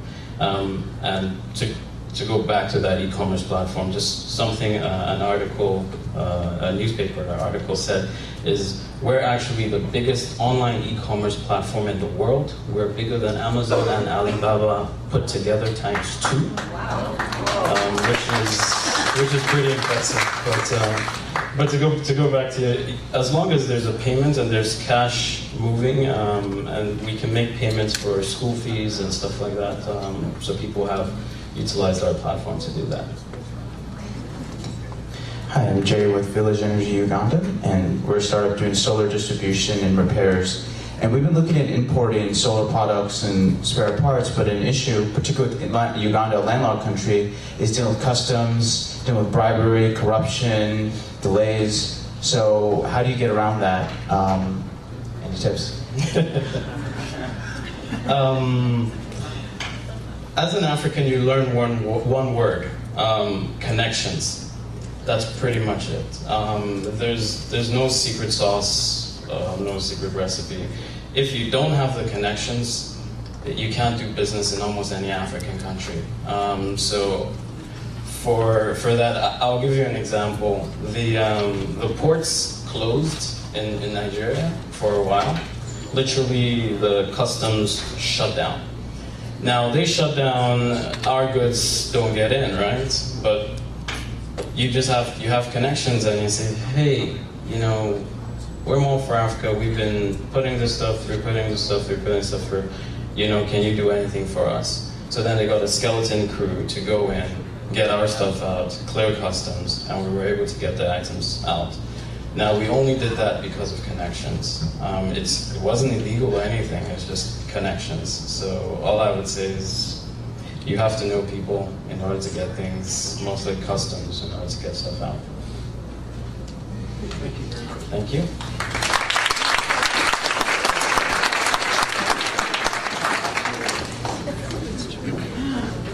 Let's give the Mall for Africa another round of applause. So one question that we have gotten is, how can you share this wonderful conversation with folks who are not physically in the room? So remember a few minutes ago when I asked everyone to pull out your cell phone to silence it? With it still on silent, please pull it out and tweet or share on Facebook or email this web address that I'm about to give you: www.livestream.com/Africa/Addis2016. Again, that is www.livestream.com/Africa/Addis2016. Please feel free to share that as widely as you can to make sure that those who are not able to be here physically can still participate. Yes, ma'am. At ADIS 2016, African Diaspora Investment Symposium. Thank you. And with that in mind, we will transition to our next panel, the role of the diaspora as intermediaries and catalyst investors. So if I'll ask our wonderful moderator to please join us on stage along with the panelists. We're ready for you now.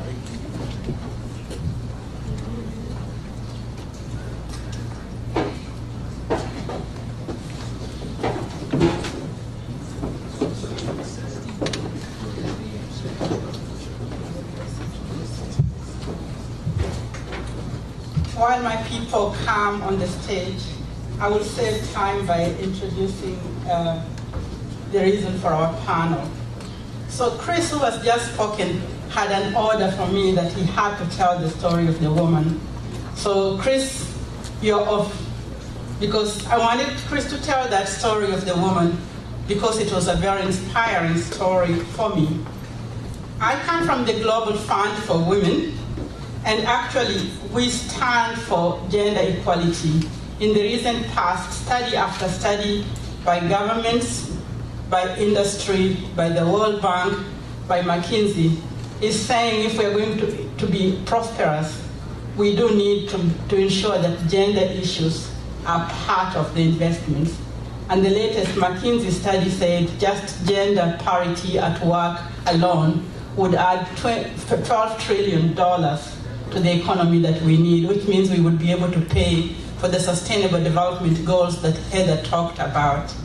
So that's what my day job does. And so we build alliances and we mobilize activists and donors with the intention of getting money and attention where it is most urgently needed. Now, what is the relevance to the panel? I'm going to have a panel of investors and innovators and practitioners, but our task is to address the issue of how can diaspora be intermediaries, catalysts? How do we tell the story? How do we actually, what is the space that lies between how we tell the story back home in Africa and how we tell the story in the diaspora countries in which we are? So the space in between. And I'm delighted to introduce my panel. my panelists. I have to the left, Yusuf. Yes. To the right, yes. Yusuf Bashir, and Yusuf comes from Cause for Africa. I'm here. Where's Yusuf? I can't see you. Can you come to me? He's currently walking on his way. Okay. I had met Yusuf because he was still traveling. He comes from Cause for Africa. I will introduce him. Hugh Mlozi is there, and Hugh is an investor. Deborah Holmes is a journalist, and Gabez Guy is an innovator. I have said less about them because our panel will actually enable them to say more about themselves.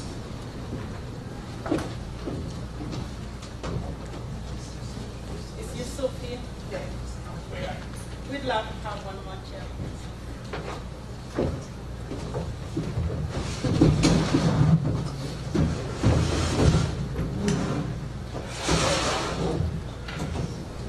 So the space in between, Chris, who just talked, gave a very good startup for our panel by giving an interpretation of how, giving us an idea of how, say, Nigeria is seen from the outside. And he was able to cross that by finding a way to find his company. I'm going to begin with you, Gabi, and ask you, what's your inspiration? What do you do? What's your company? And how do you tell that story at home and here about the work that you do? Thank you. Well, my inspiration comes from a very direct exposure to what's going on in Africa. I had the opportunity to, in my previous job, be a global executive in healthcare and business development for a multinational company. And part of the responsibilities I had from a region point of view was Africa. And through the direct exposures, I could see the diversity in almost every aspect, from financial to health to you name it in Africa, and also the compelling needs and also associated business opportunities. But what was most inspiring for me was so much could be done with very little effort. So much could be done with little effort. The second thing that was really enabling and inspiring for me was to see that the challenges or the risks that people think about doing business are not unique to Africa. They're just fundamental sound business practices that the person has to do for a developing market, for a low-income market, or for a developed market. You have all those markets in Africa, by the way. In every country, you have people that can afford whatever they can afford here, and then you have people that are just living day to day. So, out of this observations, and as I mentioned, I was a research and development. I was actually a chief strategist for Procter & Gamble in terms of doing R&D work and investment. I learned something that was really fundamentally interesting in terms of both what Diaspora can do and also how to mitigate some of the perceived risks and some of the real risks. And it boils down, I will talk about it maybe a little bit more later, but it boils down into one very simple thing, that is to find a way to direct all these investments, whether they're social or direct or return on investment, minded investments, to direct them to the top priority national development needs in a country. And when investments are directed to those, the level of cooperation, facilitation that you get in the country are much more direct and much more enabling, and then also the return on investment actually is much faster. So being aware of what are the priorities in national development for a country becomes very important, and us in Diaspora, we can get this information, and this is generally the same for most of the countries, and it starts with some really basic things, and all the things that we do here that we talked about are all important, But if you start with the basics that are really important, transformational for the development of the country, they become much easier to invest in, to get return on investment, and to get cooperation. You don't have to bribe people to get in and do those kind of things because they are important for the country and for the people. So how are we telling the story of research and development, which is the area that you specialize on? Okay, one is obviously, this is the how. We talk about all these investments, the what. What is really the benefit or the transformation we seek? So you do the consumer market research, then you also start thinking about what are the appropriate technologies and products that would address these needs. Okay, so it's the what and what's needed and what's possible. And there are many technology solutions to the needs that are available outside, but many times, because there are certain value equation challenges, like, relatively speaking, consumers in developing markets are relatively poor. So you have to really think through your R&D strategy to innovate, and consumers demand high value for their money because they don't have a whole lot of money, but they want the very best. So they want rich for their money, and they have to be able to meet that. Then you can get rid of the bells and whistles that people add, make shiny packaging or whatever here to stand out. You really don't need to market a lot of these things because they are demand-based, they are desperately needed. I suppose looking at the consumer market and then also the appropriate technologies that are allowing the price-value equation for the consumer in those markets. Yeah. So I think what I hear a lot more is really getting that story of the availability and how the research is going to be available and the data and the segregating of data, probably something that maybe you will have mentioned. Let me come on over to you, Mlosi. You are an investor. How do you tell us about your business and how do you tell as an African diaspora the story of being an investor in Africa? Well, first thing I should say as a caveat is, in many ways, I'm like a lot of people in this symposium who are really here to learn and figure out, how can we make a contribution back to Africa. My personal story is my career that I've had here in the Bay Area in Silicon Valley. I spent 22 years working at a company called Intuit, and part of Intuit's big customer base are small businesses. We make products and services for small businesses. And this is an area that made me very passionate about entrepreneurship. Small businesses drive the economy in the United States. It's a big driver of employment, a big driver of economic growth.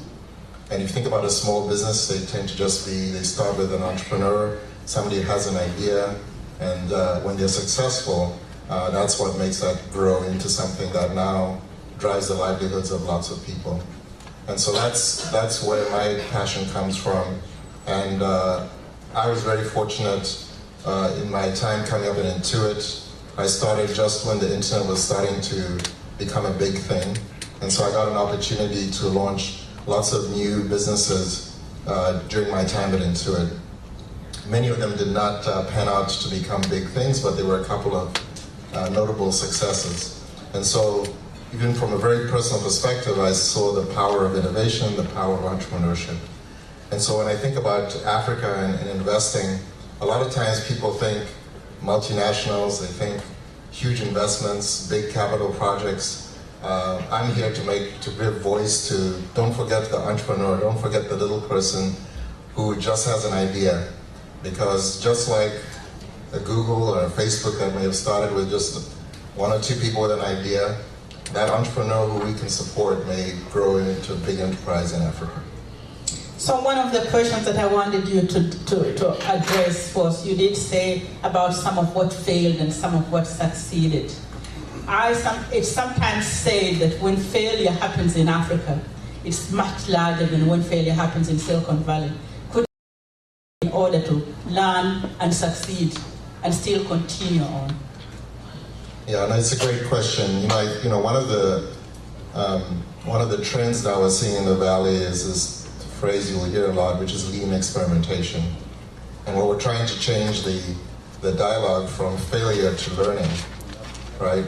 And so and the key there is that you don't overinvest in the hypothesis. you start to think of what are ways, if I have an idea, if I believe in a certain business opportunity, what are ways that I can test it very cheaply?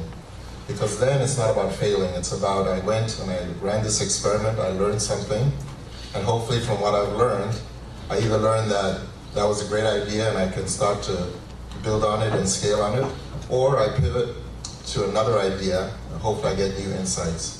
And so I think when we think in Africa, we should be thinking the same way. You know, if you have somebody who has this opportunity, you know, we should refrain from, sometimes when we get excited, we want to put a lot of love behind it.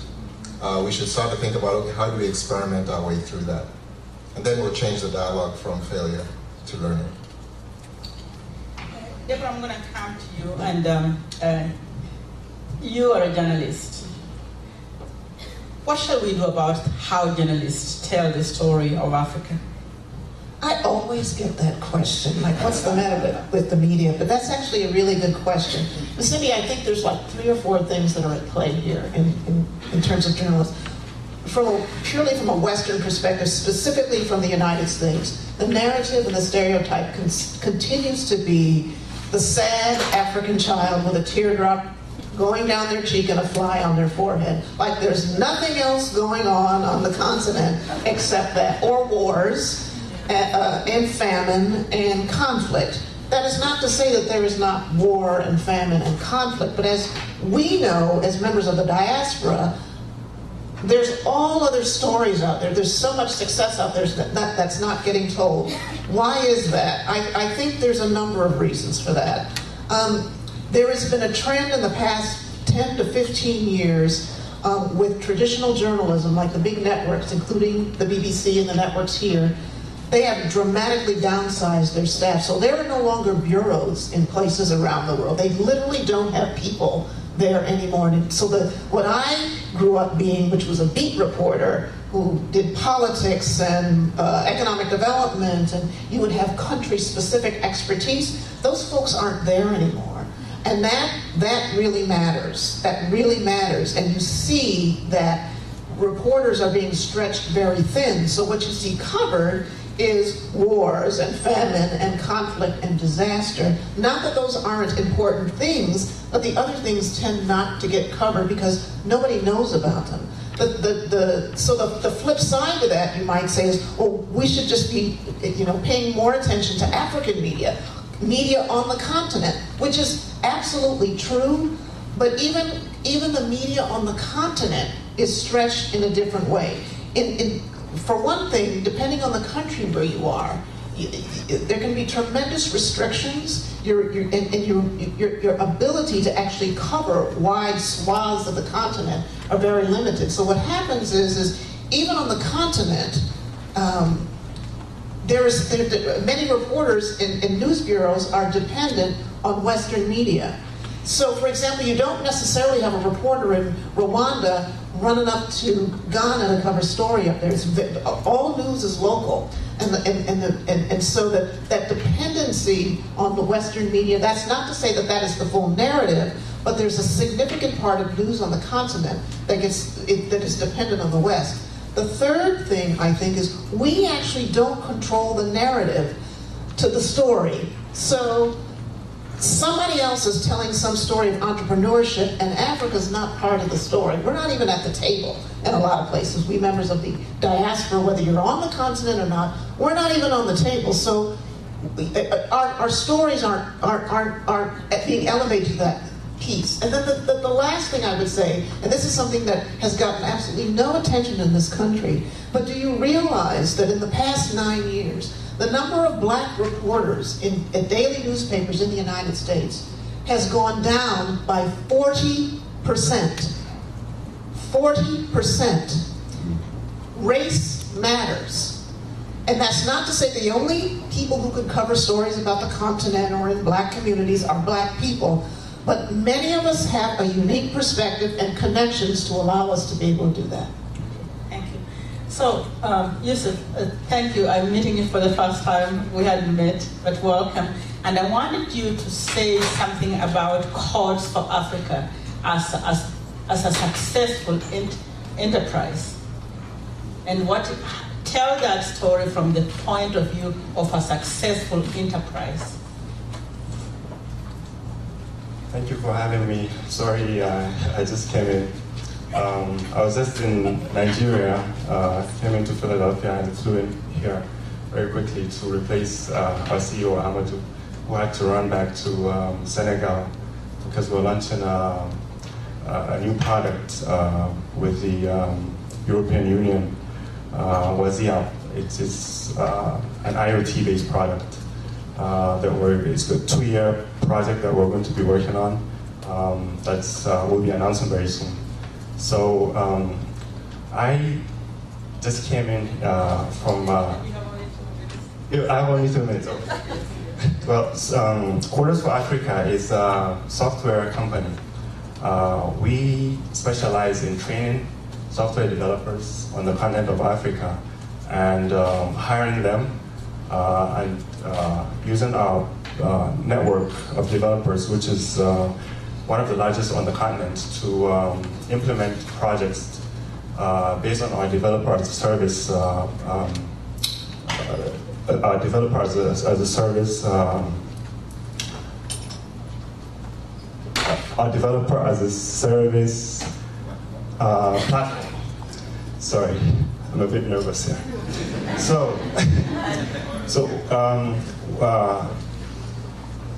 What I can do is to tell you about some of the successes that we've been seeing. Like I said, I just came back from Nigeria, where just 2 months ago we got into Nigeria. We went there and did a conference. When we did this conference, what we were intending to do was just to announce ourselves into the country and let people know about our services. But as soon as we got there, we saw the thirst, the thirst for knowledge from people, and were able to link up with the government and form a specific partnership that would enable us to generate thousands of jobs. And this is very important because this shows that the government can partner with private industry to do something that's very fantastic.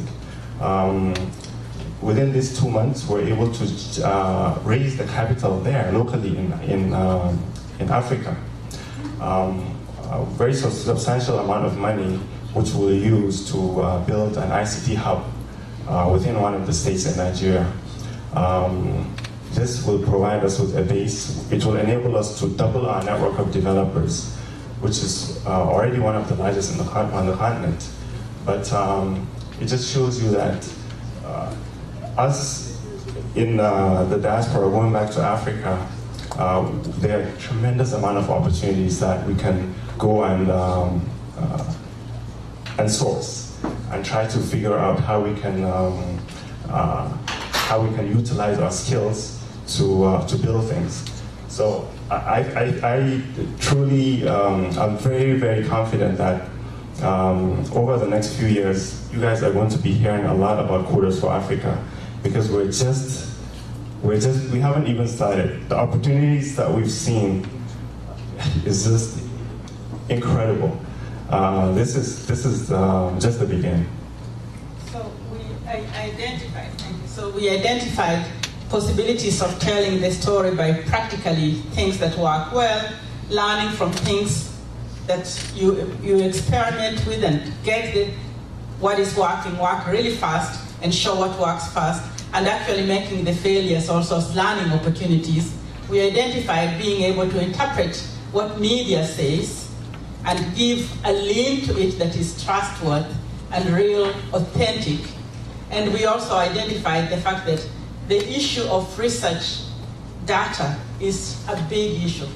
And diaspora are going to have to be involved because we do need to have the data. Good decisions are based on data.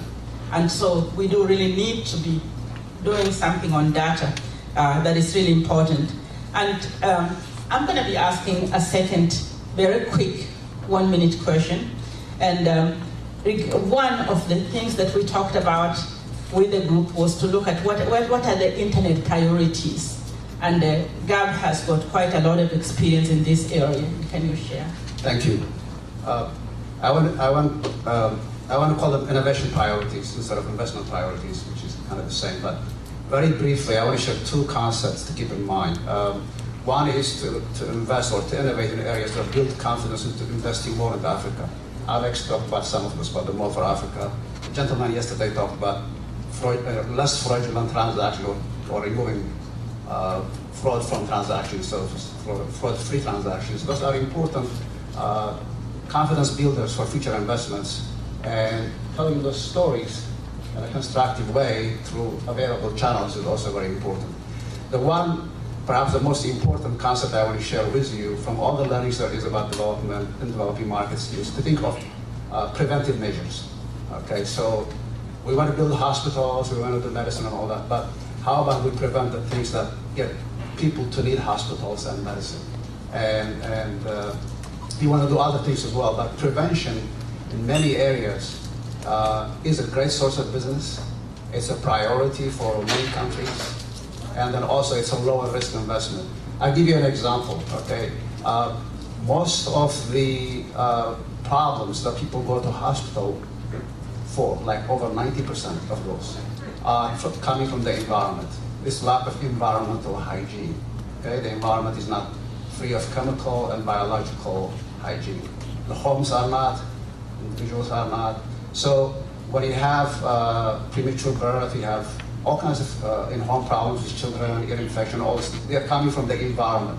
So there are very simple technologies that are appropriate for solution to prevent all these major health and development problems from happening. And then development, again, if you have all kinds of, kids not reaching their potential in terms of mental development, is all tied to micronutrition. And there are many micronutrition technologies in the United States that are very broadly available, even in Africa.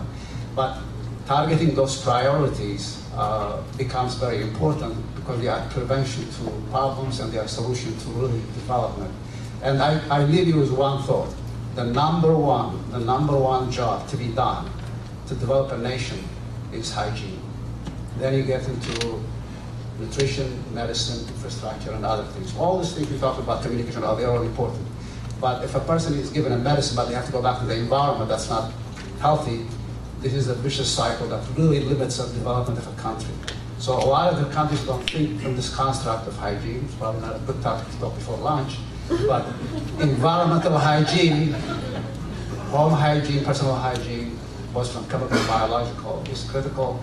A lot of the social impact or even direct investments can make a lot of return on investment by doing this. It's a priority for the countries. That's what the UN and the World Health Organization advises them to do. And they could facilitate some of this investment so there's lesser risk to the investment, lesser need to bribe and corrupt people to get you what you need to do. You can actually do it because the impact is measurable and reportable. Deborah, what is the role that, what about social issues such as the place of women in society in regards to people investing in Africa? Well, I've said it many times, and so have you. We have the money. I mean, we have resources out there. I was just looking last night at the Power of the Purse report from 2015, and 27% of the investable wealth in the world is held by women. That includes us. That includes us. And in the United States, 39% of the investable wealth is held by women. That includes us. That includes us. Black women start more businesses than any other group in the United States combined.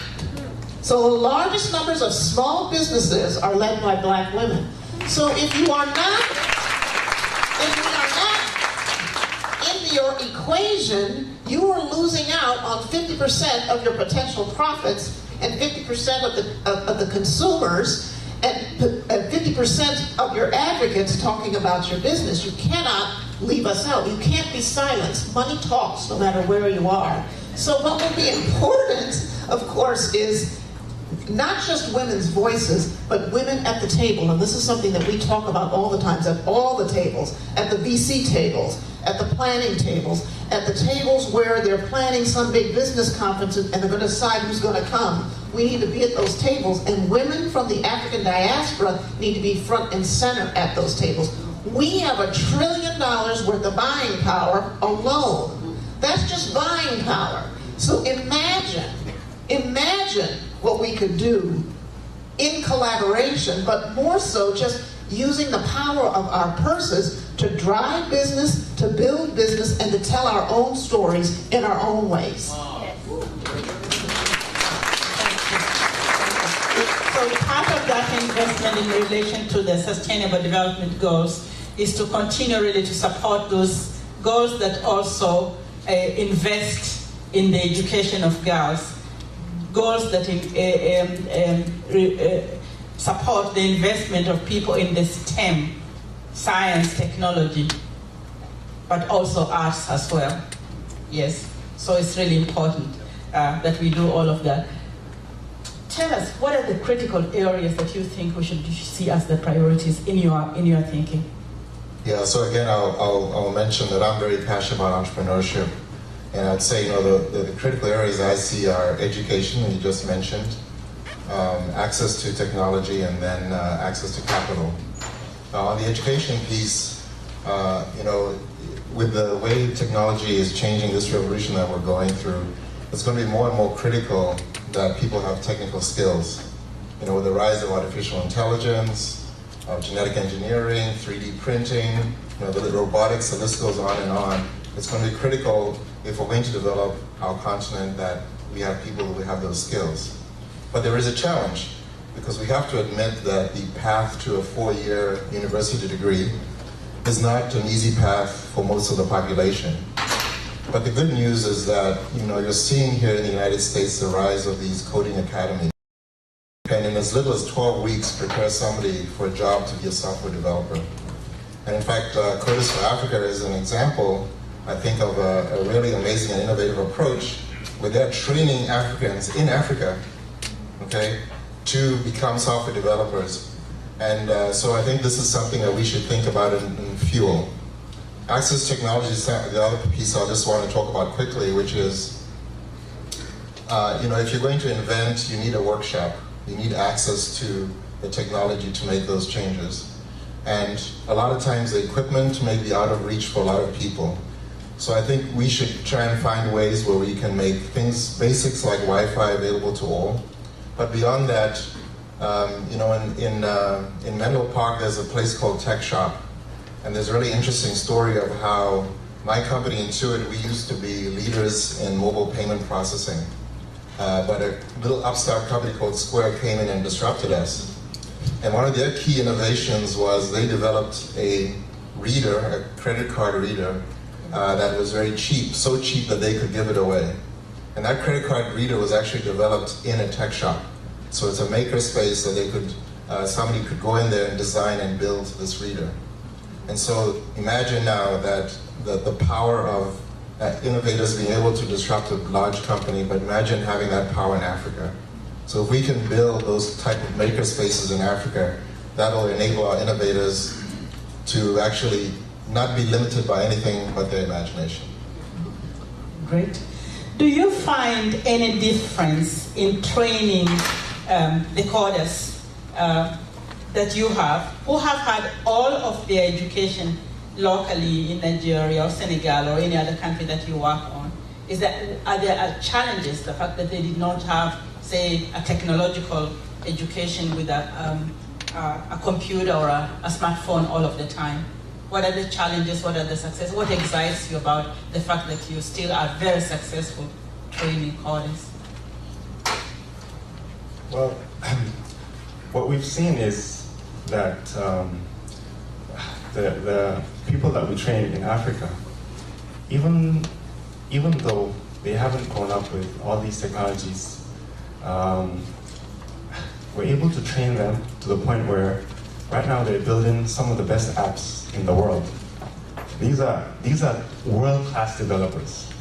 You go to all the countries that we're based, we see just amazing talent.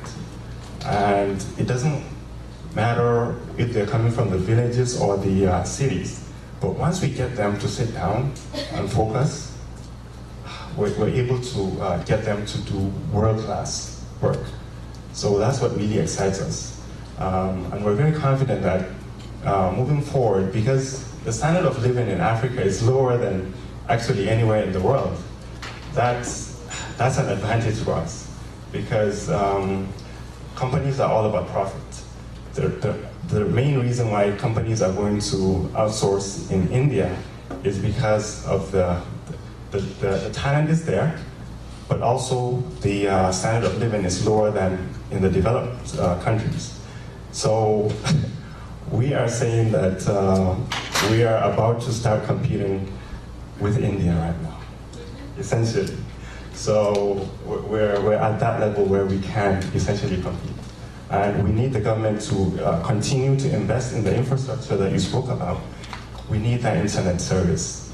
We need it to be robust and strong, so that even the talent that we go after from in the villages, they should have access to this internet technology, because that will enable them to stay where they are and still work, you know?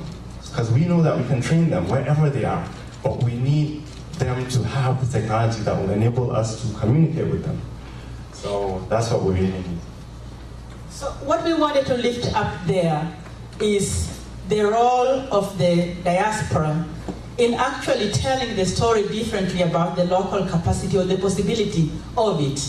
Because as President Obama once said in one of his books, it is about giving people opportunities. And we know that when people on the continent are given opportunities, they will shine and show what they can do. But when we tell the story from the perspective of this lack of capacity, we actually don't get where we want to go. Because there's possibilities. Right now on the continent of Africa, as we all can tell, there are very many people who have an education, but they don't have jobs. So part of the creativity of the diaspora is getting investments there, and then investing and giving opportunities to the local people. And Codis has been one of those, and there are several. The eHub in Nairobi is very successful because of that, etc. And even being able to see what kind of innovations is coming out of the people.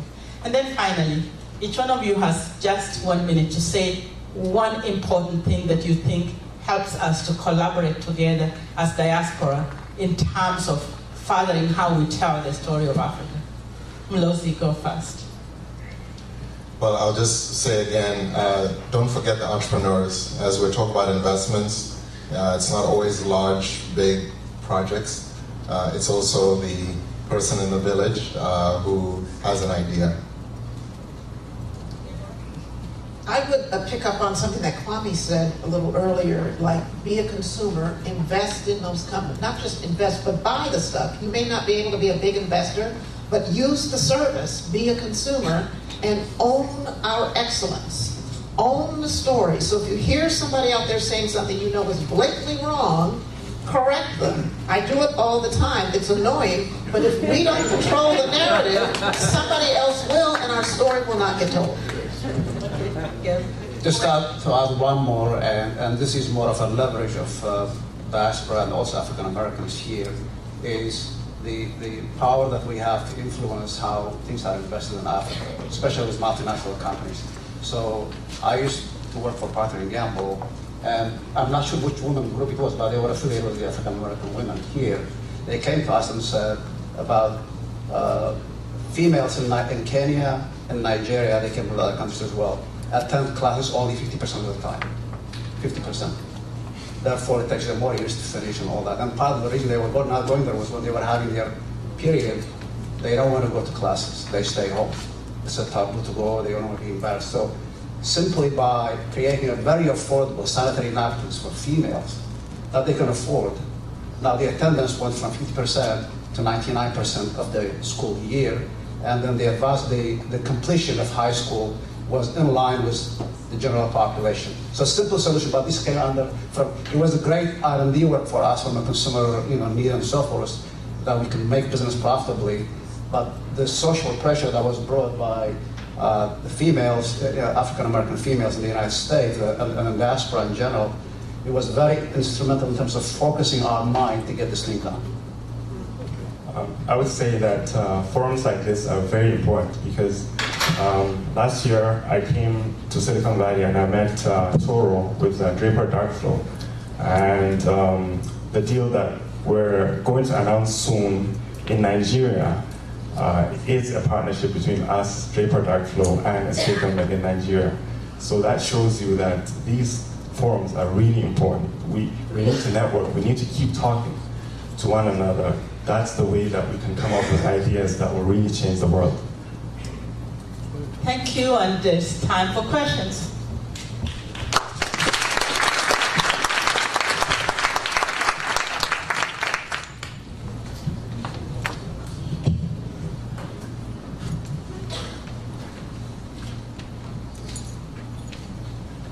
How you doing, everybody?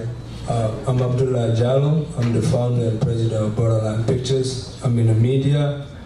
I think this is the first time we talk about media. You are my hero right now. My question is, as you said, our stories are not being told as it's supposed to be. And 3 years ago, I started a company, and last year we realized that as I travel around the country, that African stories are not being told. And we started doing something like that. So we shifted from 0% to over 50% of our production of telling African stories. And Amini Kajunjo, who's the CEO of the Africa America Institute, was part of that. I want to know, since we shifted our production, we are feeling the heat because we can't get funders to fund us or to sponsor African stories. How can we bridge what's happening now from IT or any other place so that our stories can get out there? Thank you. I got something to say. Yes, briefly, yes. It'll be brief. This is where the diaspora can come in. You just heard a situation that is ripe for diaspora investment, supporting our own. Get some information from this guy. If you're not a trillionaire, that's all right. We should be investing in our own businesses like this. We could run these businesses like this. We have the resources to do it. That's the one thing we can step up and do, use our own money for our own businesses.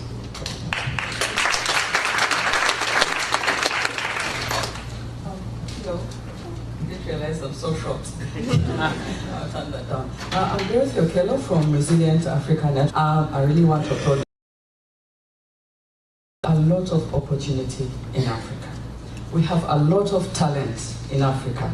At Makerere University, I get to interact with young people who have a lot going for them. They just don't believe in themselves as much as they should.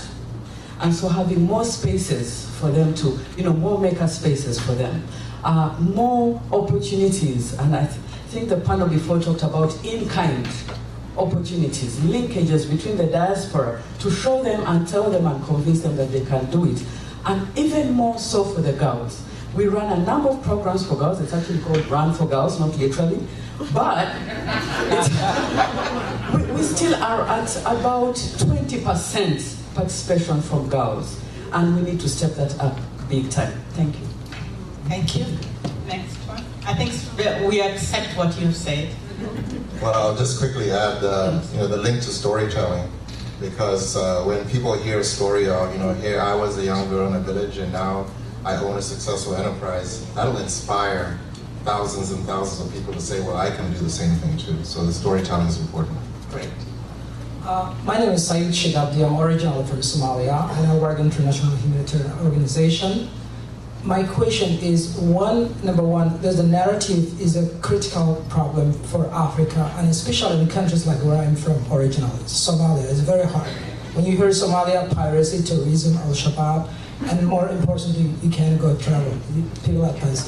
So I myself travel because of my work, and I've seen how local, even though they went through the civil war for 22 years, how they are actually becoming resilient and making a serious difference. And so and then changing also the histories themselves, they are disconnected from the rest of the world, like in the US, and in here is disconnected from there. How we can make that happen and change the narrative in countries like in Somalia. There is so much opportunities. The largest money wire transfer actually owned by Somali in Africa, is an African. And then 2, telecommunication, Hormuz telecommunication, mobile money is actually happening in Somalia. 80% of the currency is actually in the US. So how we can tell those kind of stories? Let me just answer that one by saying that there's no better person to tell the story of Somali than you or any other people that actually come from Somalia, because for a long time people have not been able to go into the country. And so there's lack of inside information. There are a few people, a lot of them from the development agencies or from the United Nations, that have opportunity to. But when we find someone like you, you are a jewel, and we need to have more of the diaspora people who come from the places that can tell the story the way you tell it. Yes, please. Yes, my name is Lucille Hurd, and I am so in honor of all you wonderful people coming together in despair to the United States of America and getting across to us what's going on into the world and what all the opportunities there are for us and all of us. Because we don't have this in our community as African Americans. For you guys to come and share this with us is just an awesome thing. Thank you very much.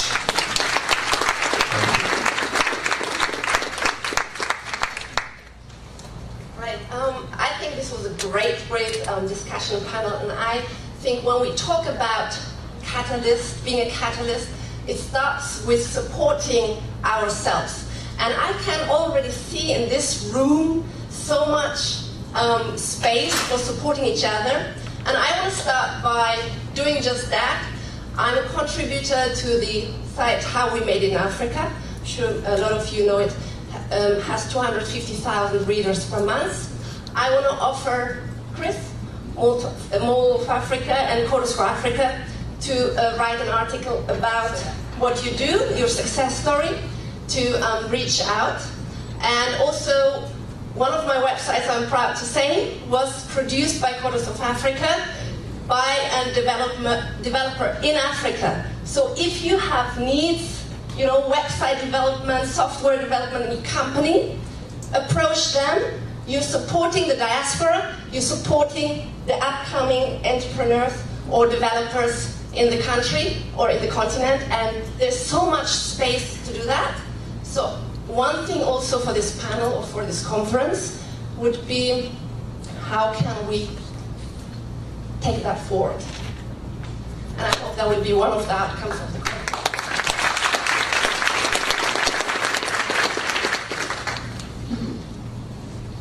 Thank you. My name is Maxwell from Kenya. I have a question for Corders for Africa. We are aware that there are so many graduates from our colleges and universities. Some of the courses that they do are more theoretical than giving practical solutions to the existing challenges. Now, from the perspective of the Corders for Africa, what advice would you give to the institutions that train, like in computer science and in the studies, that should be the right people you hire, so that they can go straight into what you need rather than go around the curriculum and not solve the specific problem? Thank you. Well, that's a great question, and this is exactly the problem that we're trying to solve. For example, in Nigeria, we're partnering with National Open University of Nigeria. They're the largest institution by far in the country, and they hold all their classes online. Over 200,000 students in that university. Everything's done online. So right now what we're introducing to them is they're going to have Corders for Africa academies on their campuses where their students, computer science students, will come in and we will give them practical training on real projects. So that's what the universities need to do. They need to incorporate practical training that's real. Not just the theory, but we need to get them to adopt practical training as part of the curriculum. And that's the problem that we're really trying to solve. Once we get it going in Nigeria, I think we can implement it in other parts of the continent easily. So, but it's key. We have to incorporate real practical projects to the curriculum. Can can I add one 15-second addition to that for the people who are asking about what African Americans can do? A woman named Kim Bryant started an organization called Black Girls Code. And now there are Black Girls Code chapters throughout the United States. It started in New York. That's another organization you can invest in. It's another channel for our young black girls in this country to get involved on the coding side, and that's a pipeline to where you're going. Thank you very much.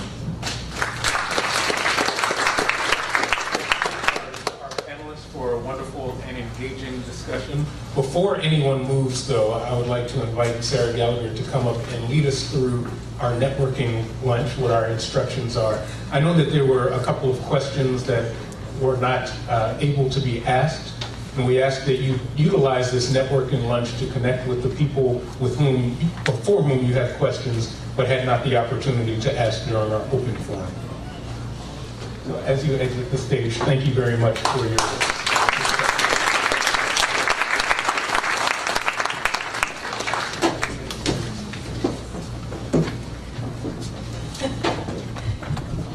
Hi everyone. Are you hungry? Yes. Good. I'll be quick. So you might see on some of the tables there are already tent cards.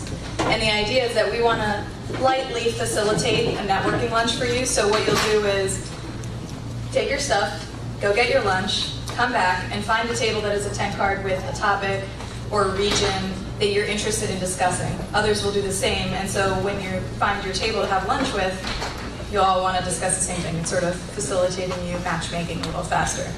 So just to give you an idea of what some of the cards are, so you can start thinking about where you want to sit. Sort of on this side of the room, we have some of the regions in Africa.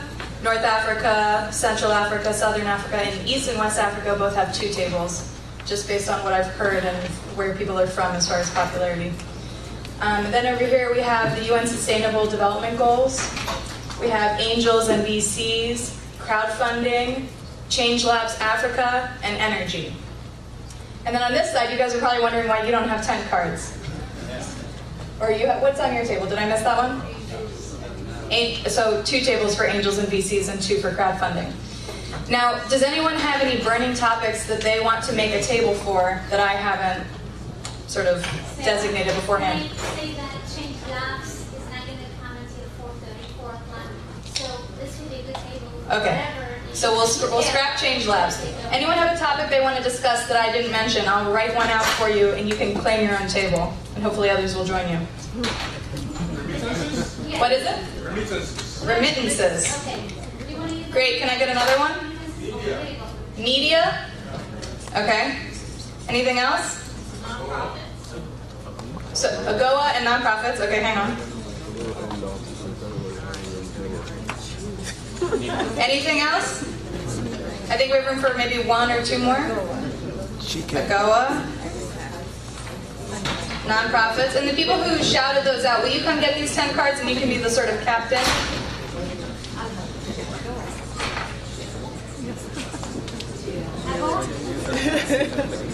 Excuse my handwriting. Any other topics?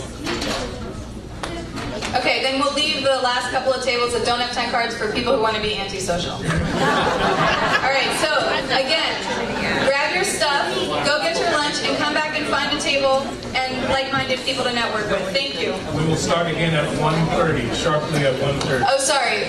We're going to have one speaker at 12:25, so please be in the room before that, and then we will start the rest of the session. I was wondering where, I'm Eli, I was with Nova, so it's just finished. When did we finish in October, November?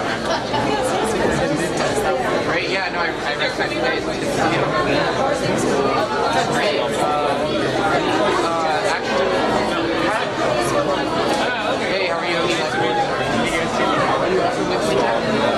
Oh, okay. Great. Yes, I wrote this one. Wonderful.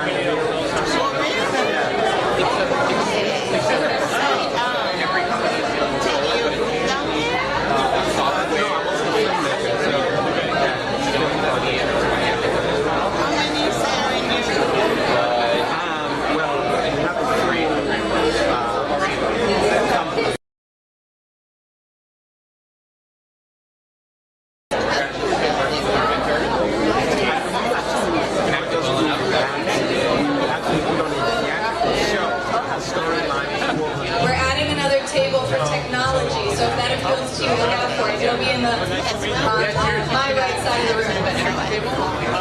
So I was So you are